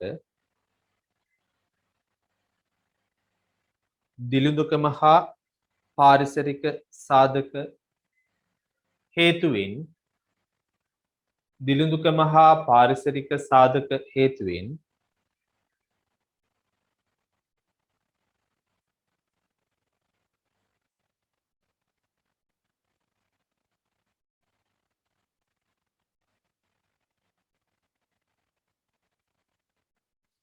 දිලිඳුකම හා පාරිසරික සාධක හේතුවෙන් ගැමියාට අත්විඳින්නට දිලිඳුකම හා පාරිසරික සාධක හේතුවෙන්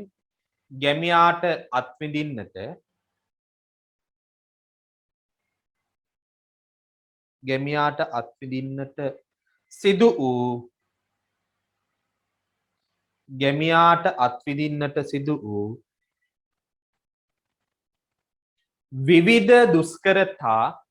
විවිධ දුෂ්කරතා ගැමියාට අත්විඳින්නට සිදු විවිධ දුෂ්කරතා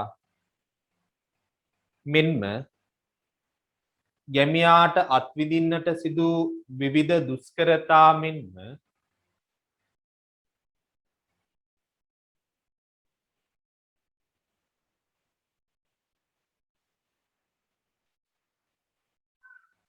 විවිධ දුෂ්කරතා මෙන්ම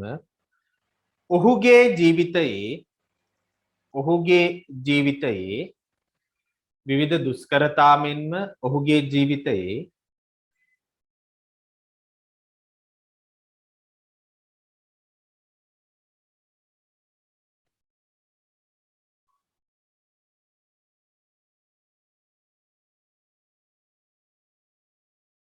දුක්ඛ දෝමනස්සයන් ඔහුගේ ජීවිතයේ දුක්ඛ දෝමනස්සයන්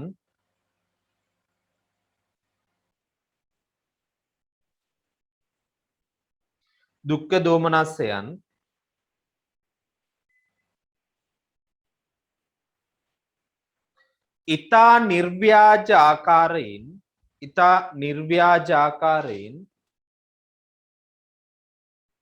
දුක්ඛ දෝමනස්සයන් ඉතා නිර්ව්‍යාජ ආකාරයෙන්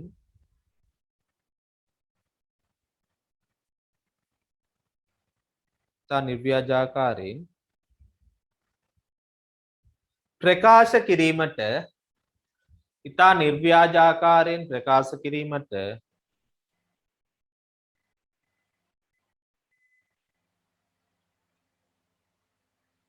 ජනකවිය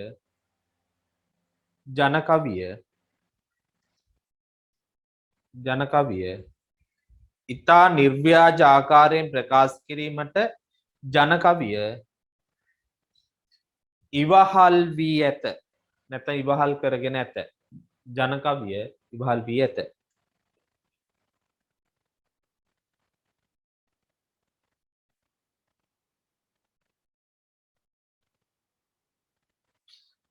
හරි. දැන් මේ උදාහරණ අපි කීපයක් ගමු. ඔන්න ජනකවිය තමන්ගේ දුක්ඛ දෝමනස්යන් ගැමියා ඊටම නිර්ව්‍යාජ ආකාරයෙන් ඉදිරිපත් කරලා තියෙනවා. පළවෙනි එක අපි ගමු පුතේ. උදාහරණයක් විදිහට කෘෂි කර්මාන්තය හා සම්බන්ධ සිද්ධියක් පළවෙනි කවිය අපිට ගන්න පුළුවන්. ලස්සන හිමවතේ මා වී පැසෙන්නේ. මේ කවියේ අපිට උදාහරණ දෙකක් ගන්න පුළුවන්. එකක් තමයි දැන් ගොවියා විඳපු නැත්නම් ගැමියා විඳපු දුෂ්කරතාවයනේ. පළවෙනි එකම තමයි දුක් දෙන අලියතුන් පන්නා හරින්නේ ඊළඟ දුප්පත්කම නිසායි මම පැල් රකින්නේ. මේ දෙකම අපිට හොඳට පැහැදිලි කරන්න පුළුවන් ගැමියා කොච්චරනම් දරිද්‍රතාවය සහ පාරිසරික සාධක මත මේ දුක කියන දේ වින්දාද කියන එක. ඊළඟට අපිට ගන්න පුළුවන් ඔන්න පළවෙනි උදාහරණේ. දෙවෙනි එකට ගන්න පුළුවන් පුතේ බඩගිනි වෙලා මාගිය කල පුතුගේ ගෙට කියන මේ කවිය ගන්න පුළුවන්. ඔන්න මම උදාහරණ දෙකක් දුන්නා.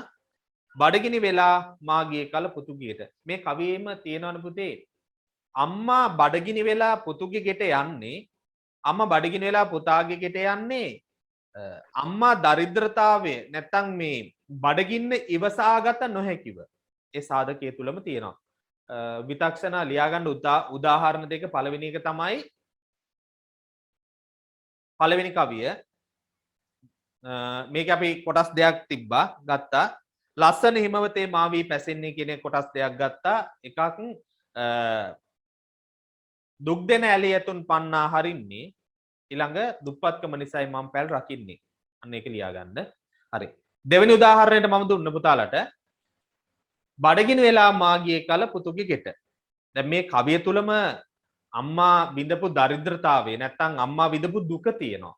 එහෙනම් අව්‍යාජ ස්වරූපයෙන් මේ දේවල් නිරූපණය කරන්න තමන් විඳපු දුක කියන්නට ගැමියා සමත් වෙලා තියෙනවා.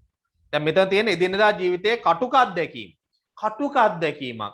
අම්මා විඳපු කටුක අත්දැකීමක් තමයි පුතේ දරුවගේ ගෙදරට බඩගිනි වෙලා ගිහිල්ලා බත් ටිකක් ඉල්ලපුවාම වී ටිකක් දෙනවා. මේක තමයි කටුක අත්දැකීම අම්මා විඳපු. ගොවියා හේනේ පැල් රකින්න යද්දී අලින්ගෙන් කරදරයි. ගොවියා බොහොම කටුක අත්දැකීමක් විඳිනවා. ඇයි එහෙම උනේ ගොවියාට? දුප්පත්කම නිසා. ඒකත් කටුක අත්දැකීමක්. එහෙනම් මෙන්න මේ ගොවියා විඳපු කටුක අත්දැකීම් පිළිබඳව උදාහරණ දෙකක් තියෙනවා. ඒ උදාහරණ දෙක ඔයාලට ලියන්න පුළුවන්. ඊළඟට අපි තව එකක් ලියමු. දැන් ඔන්න කරුණු දෙකයි. තුන්වෙනි එක ගැමියා සහ පරිසරය අතර පැවති බැඳීම. ලියාගන්න අංක 3 දාලා ලියාගන්න තුන්වෙනි ප්‍රශ්න අපි විග්‍රහ කරනවා. ගැමියා සහ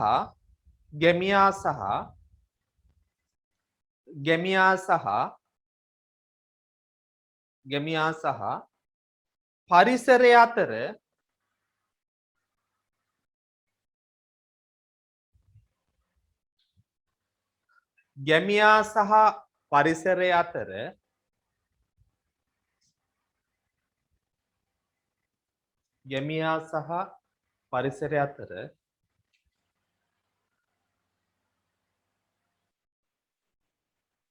පැවති බැඳීම. ගැමියා සහ පරිසරය අතර පැවති බැඳීම.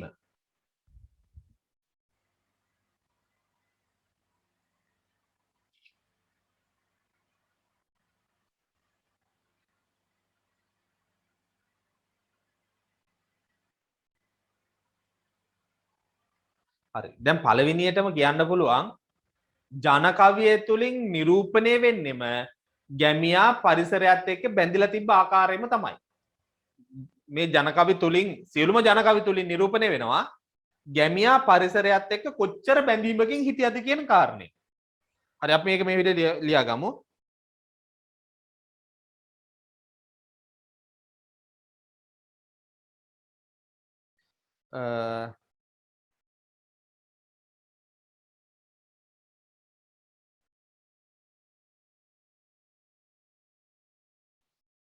නිරතුරුව පරිසරය හා ගැටෙමින් නිරතුරුව පරිසරය හා ගැටෙමින් නිරතුරුව පරිසරය හා ගැටෙමින්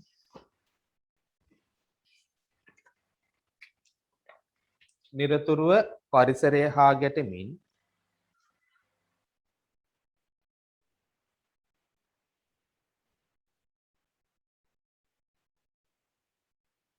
නිරතුරුව පරිසරය හා ගැටෙමින් ස්වභාවික පරිසරයෙන් නිරතුරුව පරිසරය හා ගැටෙමින් ස්වභාවික පරිසරයෙන්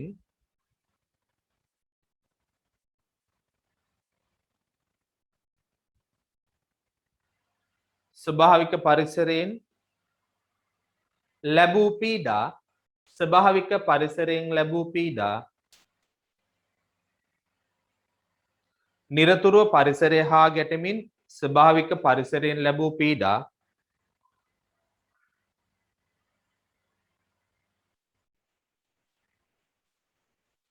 කවියා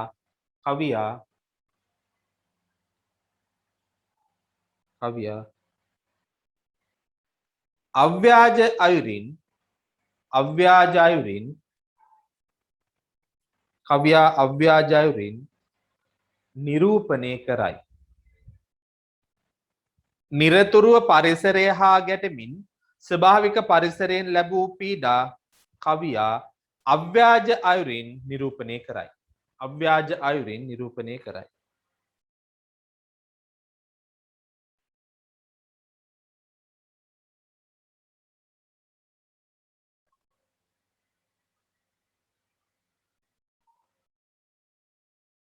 හරි. දැන් මෙතන පුතේ කතා කරනවා ගැමියා හා පරිසරය අතර පැවති සම්බන්ධතාවය. ගැමියා හා පරිසරය අතර. පළවෙනියටම ගන්න පුළුවන් අපිට පළවෙනි ලස්සන හිමවතේ මාවී පැසෙන්නේ. දැන් ගැමියා පරිසරය වර්ණනා කරනවා නේද? කැලේ වර්ණනා කරලා තියෙන්නේ. එහෙනම් ගැමියා තමන්ගේ භවභෝග වගා කරන්න පරිසරය කැලය පරිසරය උපයෝගී කොට ගත්තා. ලස්සන හිමවතේ මාවී පැසෙන්නේ කියන මේ කවි පන්තියේම තියෙන අදහස අපිට ගන්න පුළුවන්. ඊළඟට දෙවෙනි කවියට ගන්න පුළුවන් මයි පුතේ කැලණි ගඟේ දියවර වාගේ කියන කවි පන්තියේ ගන්න පුළුවන්. දියට දියක් නැත මෙහෙම දියක් නැත කැලණි ගඟේ දියවර වාගේ. එහෙනම් ගොවියට මේ ස්වභාවික පරිසරයේ තියෙන ජලය කියන දේ ගොඩක් අවශ්‍ය කාර්යයක් තමන්ගේ කෘෂි කර්මාන්ත කටයුතු සඳහා. එහෙනම් අපිට ඒ පදයක් ගන්න පුළුවන්. දියට දියක් නැත මෙහෙම දියක් නැත කැලණි ගඟේ දියවර වාගේ කියන පද ටික ගන්න පුළුවන්. ඊළඟට ඔන්න පළවෙනි කවියම ගන්න පුළුවන් පොතේ. පළවෙනි කවියම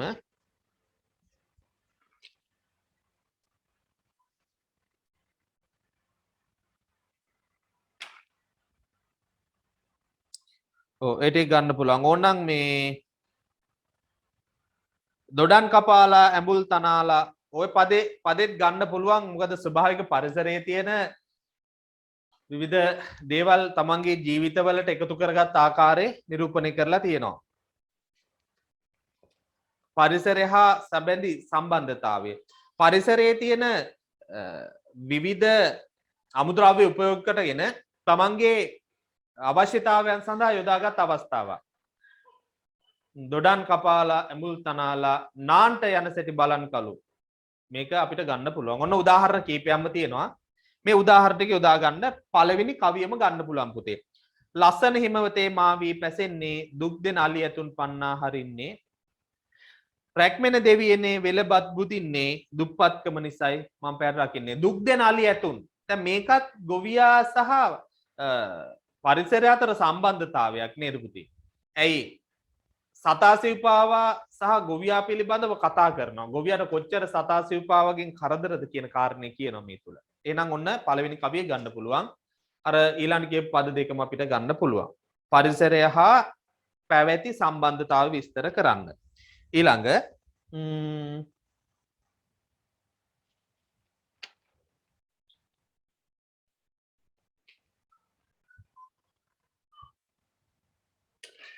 හරි ලියාගමු තව එකක්.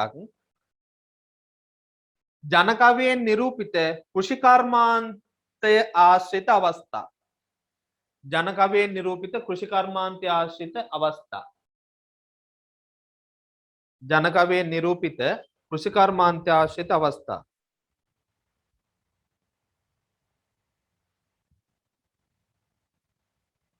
ඊළඟ ප්‍රශ්නේ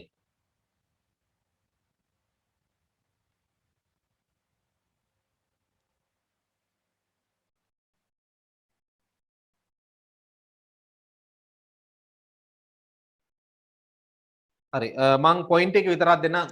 ගොඩක් තියෙනවා තොරතුරු ගොඩක් තියෙනවා. ඒකේ මේ තොරතුරු ටික විතර පුංචි කරුණු ටික විතරක් දෙන්න. ඒ කරුණු දාලා පුතාලාට උත්තර ලියන්න පුළුවන්. අපි මේක ලියාගමු මෙහෙම. කෘෂිකර්මාන්තය ගත්තාම අපිට B ගොවි තැන ගන්න පුළුවන්. මේ කොටස් වලින් වෙන කෘෂිකර්මාන්ත අවස්ථාව මේ තුල නිරූපණය වෙලා නැහැ. B ගොවි තැන තමයි තියෙන්නේ. එහෙනම් අපි මේක මෙහෙම ලියමු. මෙම ජනකවි නිර්මාණ සඳහා මෙම ජනකවි නිර්මාණ සඳහා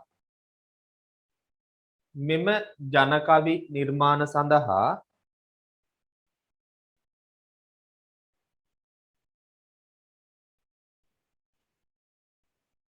මෙම ජනකවි නිර්මාණ සඳහා කවියා මෙම ජනකවි නිර්මාණ සඳහා කවියා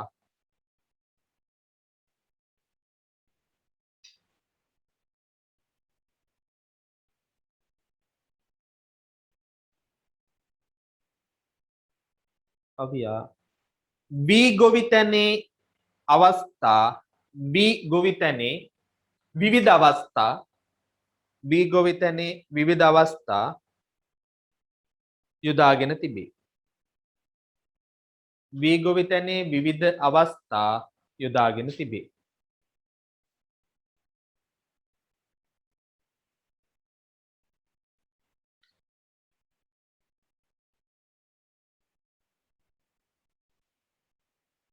B ගොවිතැනේ විවිධ අවස්ථා යොදාගෙන තිබේ.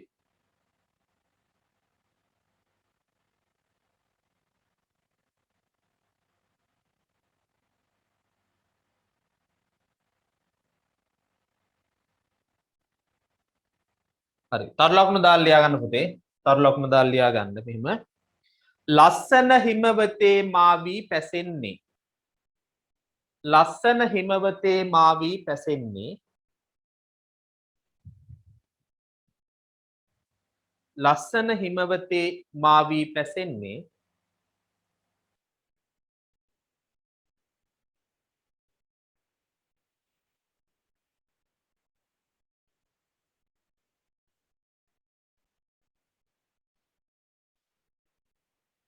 යන කවියෙන් ලස්සන හිමවතේ මා වී පැසෙන්නේ යන කවියෙන්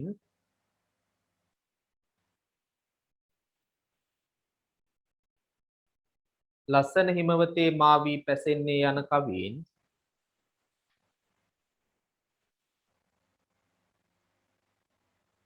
වී ගොවිතැනේ නැත්නම් කෘෂිකර්මාන්තයේ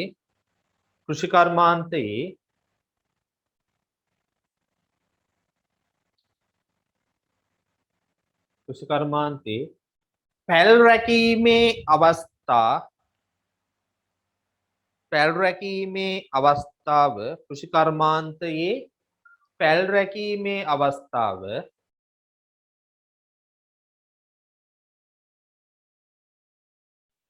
කෘෂිකර්මාන්තයේ පැල් රැකීමේ අවස්ථාව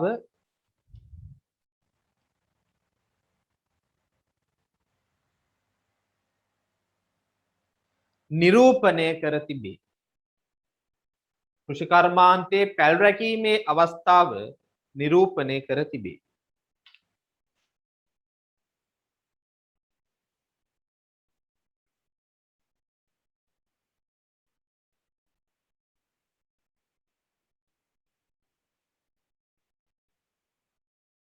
එහිදී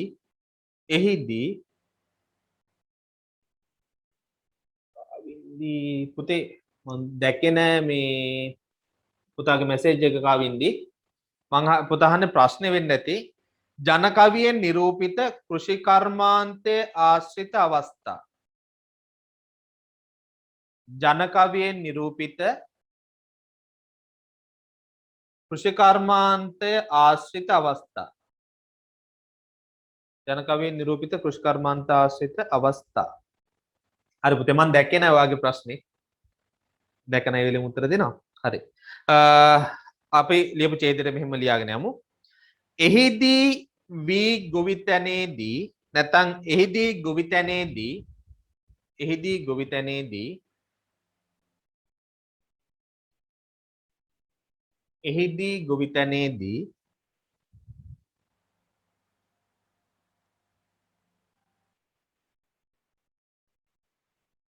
ගැමියාට අත්විඳින්නට සිදු වූ එහිදී ගොවිතැනේදී ගැමියාට අත්විඳින්නට සිදු වූ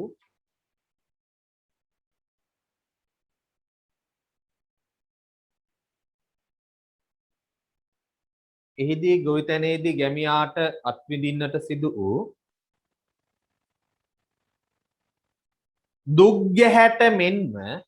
දුක් ගැහැට මෙන්ම ගැමියාට අත්විඳින්නට සිදු වූ දුක් ගැහැට මෙන්ම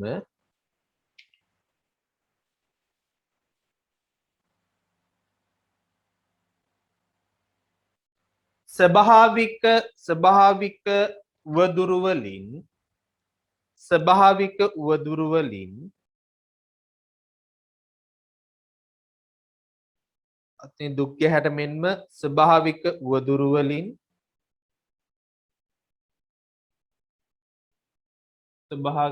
උවදුරු වලින්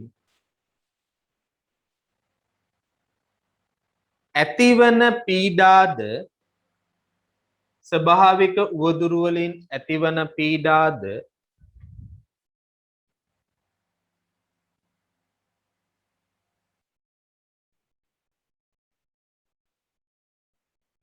ස්වභාවික උවදුරු වලින් ඇතිවන පීඩාද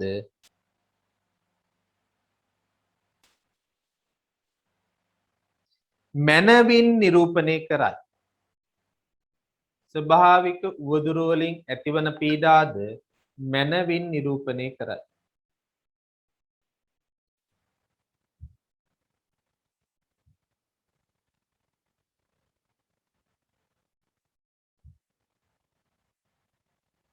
හරි. තව තර ලකුණක් දාලා ලියා ගමු ඊළඟ එක. ඊළඟ අවස්ථාව ගොයන් කැපීමේ සහ නෙලීමේ අවස්ථා. ගොයන් කැපීමේ සහ නෙලීමේ අවස්ථා. ගොයන් කැපීමේ සහ නෙලීමේ අවස්ථා.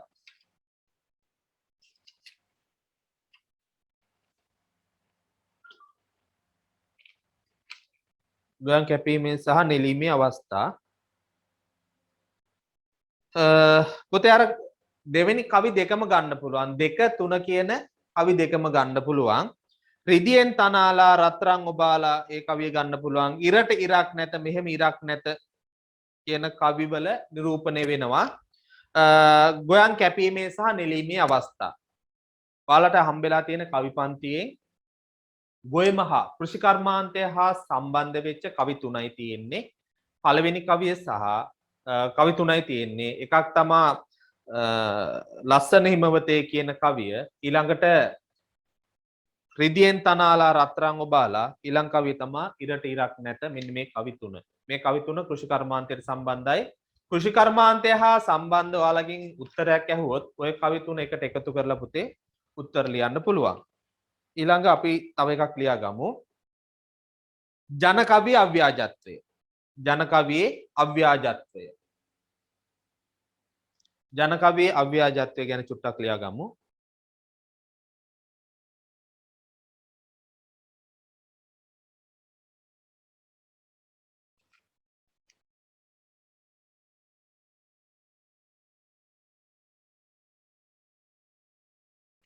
ජන කවියේ අව්‍යාජත්වය.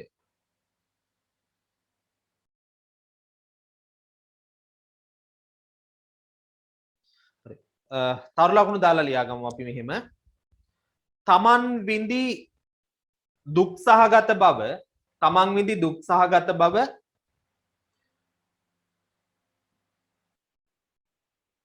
තමන් විඳි දුක් සහගත බව අව්‍යාජත්වයෙන් ඉදිරිපත් කිරීම. තමන් විඳි දුක් සහගත බව අව්‍යාජ අයුරින් ඉදිරිපත් කිරීම. අව්‍යාජ අයුරින් ඉදිරිපත් කිරීම. උදාහරණ ගන්න පුළුවන් ලස්සන හිමවතේ මේ කවිය ඉතින් හොඳට කටපාඩම් කරගන්න. ඔය කවිය තමයි ගොඩක් තැන්වලදී අපිට ඉදිරිපත් කරන්නත් වෙන්නේ. ඒ කවියම ගන්න පුතේ. දුක් දෙන අලියතුන් පන්නා හරින්නේ දුප්පත්කම නිසායි මම පැල් රකින්නේ. අව්‍යාජව ඉදිරිපත් කරලා තියෙනවා. නේද? මේ ජන කවියා මෙතනදී අර කැලේට ආපු සත්තු ටික ලස්සනට වර්ණනා කරලා නැහැනේ. වැත්තෑවේ හාමුදුරුවෝ වගේ නේද? වැත්තෑවේ හාමුදුරුවෝ නම් සත්තු වර්ණනා කරලා එක කෙලියක් කරලා එහෙනම් මෙතන. හැබැයි ජන කවිය එහෙම නැහැ. එයා හරිම අව්‍යාජයි. එයා තමන්ගේ හැඟීම බොහෝම අව්‍යාජත්වයෙන් බොහෝම ලස්සනට ඉදිරිපත් කරලා තියෙනවා. ඊළඟ අපි දැන් ලියාගත්තේ දුක් සහගත බව. හරි. උදාහරණ දෙකක් දුන්නා. දුක් දෙන ඇලයතුන් පන්නා හරින්නේ දුප්පත්කම නිසායි මම පැල් රකින්නේ. ඊළඟ අව්‍යාජ හැඟීම් ප්‍රකාශය. අව්‍යාජ හැඟීම් ප්‍රකාශනය කියලා තමයි අපි තරු ලකුණු දාලා ලියා ගන්න. අව්‍යාජ හැඟීම් ප්‍රකාශනය.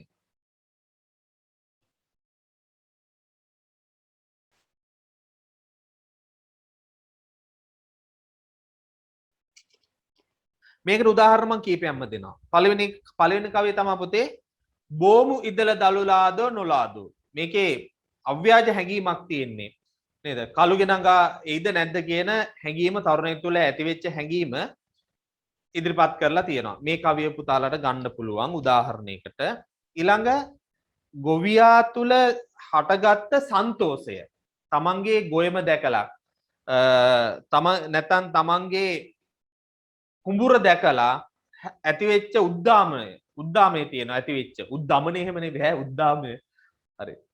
කෙතට කෙතක් නැත මෙහෙම කෙතක් නැත ගොයම් නෙලන මේ කෙත වාගේ. ඔන්න දෙකක් තියෙනවා. පළවෙනි එක බෝමු ඉදල කියන කවියෙන් උදාහරණ පුතාලට ගන්න පුළුවන්. ඊළඟ කෙතට කෙතක් නැත මෙහෙම කෙතක් නැත කියන පදේත් ගන්න පුළුවන්. හරි. තව එකක් ලියාගමු අපි.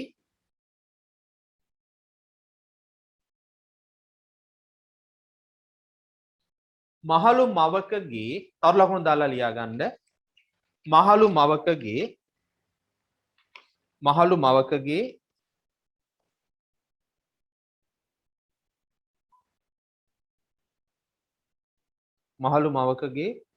අමිහිරි අත්දැකීම.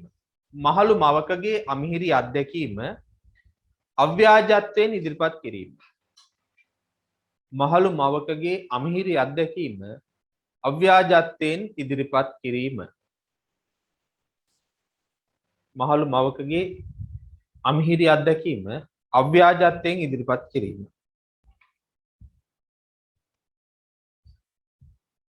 කවිය දන්නවා බඩගිනි වෙලා මාගේ කලපුතුකයට. මේකේ කවි පදයක් ගන්න පුතේ. මුළු කවියම ගන්න ඕනේ. ඒ කවියේ තියෙන ප්‍රබල කවි පදයක් ගන්න පුළුවන් පුතාලට. මැනලද පුතේ කිරි දුන්නේ මා නුඹට වගේ විස්තර ලියලා මෙන්න මේ වගේ හැඟීමක් කියනවා කියලා කවි පදයක් අපිට ගන්න පුළුවන්. තව එකක් ලියාගමු අපි ඒකට. ගැමි තරු ලකුණු දාලා ලියා ගන්න. ගැමි තරුණියකගේ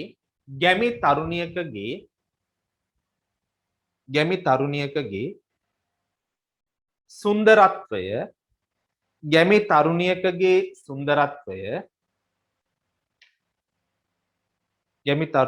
සුන්දරත්වය අව්‍යාජ අයුරින් ඉදිරිපත් කර තිබීම. ගැමි තරුණියකගේ සුන්දරත්වය අව්‍යාජ අයුරින් ඉදිරිපත් කිරීම.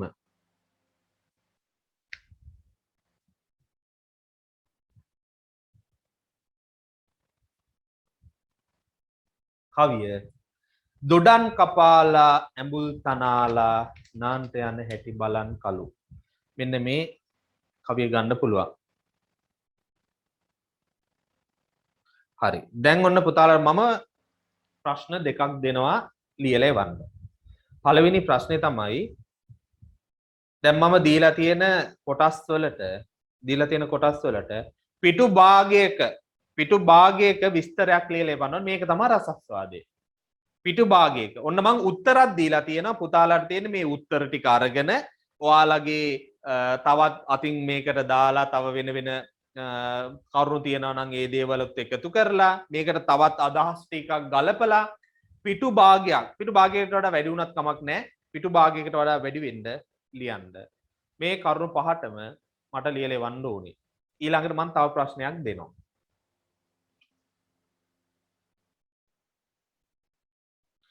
කවින්ද පුතේ අවුලක් නැහැ. ඔයාට එකම උදාහරණය ගන්න පුළුවන් නම් අර හැම තැනකදීම ඔයාට එකම උදාහරණය දුන්නා කියලා ප්‍රශ්නයක් නැහැ. ඒකට දෙන්න තියෙන ඒ උදාහරණය නම් කිසි ගැටලුවක් නැහැ. පුළුවන් තරම් උදාහරණ විවිධත්වයෙන් දෙන්න බලන්න. විවිධත්වයෙන් උදාහරණ දෙන්නම නැත්නම් එකම උදාහරණ ගත්තා කියලා ලකුණු අඩු කරන්න බෑ. ඔයා ඒක සනාත කරනවා නම් ඒ උදාහරණ ඔයා ඔප්පු කරනවා නම් මේ කරුණට මේක තමයි උදාහරණය කියලා ඔය තියෙන කරුණු පහටම එකම උදාහරණ දුන්නත් ප්‍රශ්නයක් නැහැ. හැබැයි විවිධත්වයක් ගන්න උත්සාහ කරන්න බැරිම තැනක් වුණොත් එකම උදාහරණ දෙන්න. කිසිම ගැටලුවක් නැහැ ඒක. ඔන්න ඒක ප්‍රශ්නයක්. ඊළඟට පුතාලා මට විචාරයක් ලියලා එවන්න ඕනේ මේක. විචාරයක් ලියන්න ඕනේ. විචාරය තමයි සංගත බව. මම ප්‍රශ්නයක් දෙන්නම්. මම හිතන බොහෝ දුරට මේ ප්‍රශ්නේ ඔයාලගේ විභාගයේදී අහලා නැති ප්‍රශ්නයක්. සමහර විට බොහෝ දුරට එන්න ඉඩ තියෙනවා. මේක මේ විදිහට ලියාගමු. මේ ප්‍රශ්නෙට උත්තරේ මට ඕනි.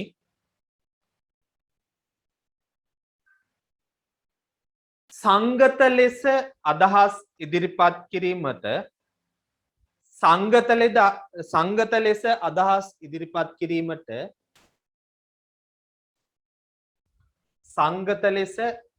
සංගත කියන වචනේ තේරුම පුතාලා දන්නවනේ බොහොම සංයමයෙන්. සංගත ලෙස අදහස් ඉදිරිපත් කිරීමට ජන කවියා සමත් වී ඇත විමසන්න.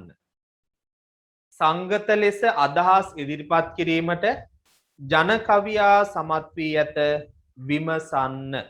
සංගත ලෙස අදහස් ඉදිරිපත් කිරීමට ජන කවියා සමත් වී ඇත විමසන්න. හරි. මේකට පුතාලාට ගන්න පුළුවන් කවි කීපයක්ම තියෙනවා. මම කවි ටිකක් කියන්නම්. පුතාලාට මේකට එකතු කරගන්න පුළුවන්. සංගත ලෙස අදහස් නම් හතරවෙනි කවිය ගන්න පුළුවන්. බෝමු ඉදල දලුලාදෝ නුලාදෝ. ඊළඟ පස්වෙනි කවිය ගන්න පුළුවන්. හයවෙනි කවිය ගන්න පුළුවන්. ඔන්න කවි උදාහරණ තුනක් තියෙනවා. 4 5 6 මේ කවි තුනම ගන්න. 4 5 6 කියන කවි ටික අරගෙන මට උත්තර ලියලා එවන්න. බොහොම සංගත ලෙස ගන්න පුළුවන්. අදහස් ඉදිරිපත් කිරීම පිළිබඳව විස්තර ගන්න පුළුවන්. හරි. එහෙනම් අදට පන්තිය නතර කරමු මයි පුතේ.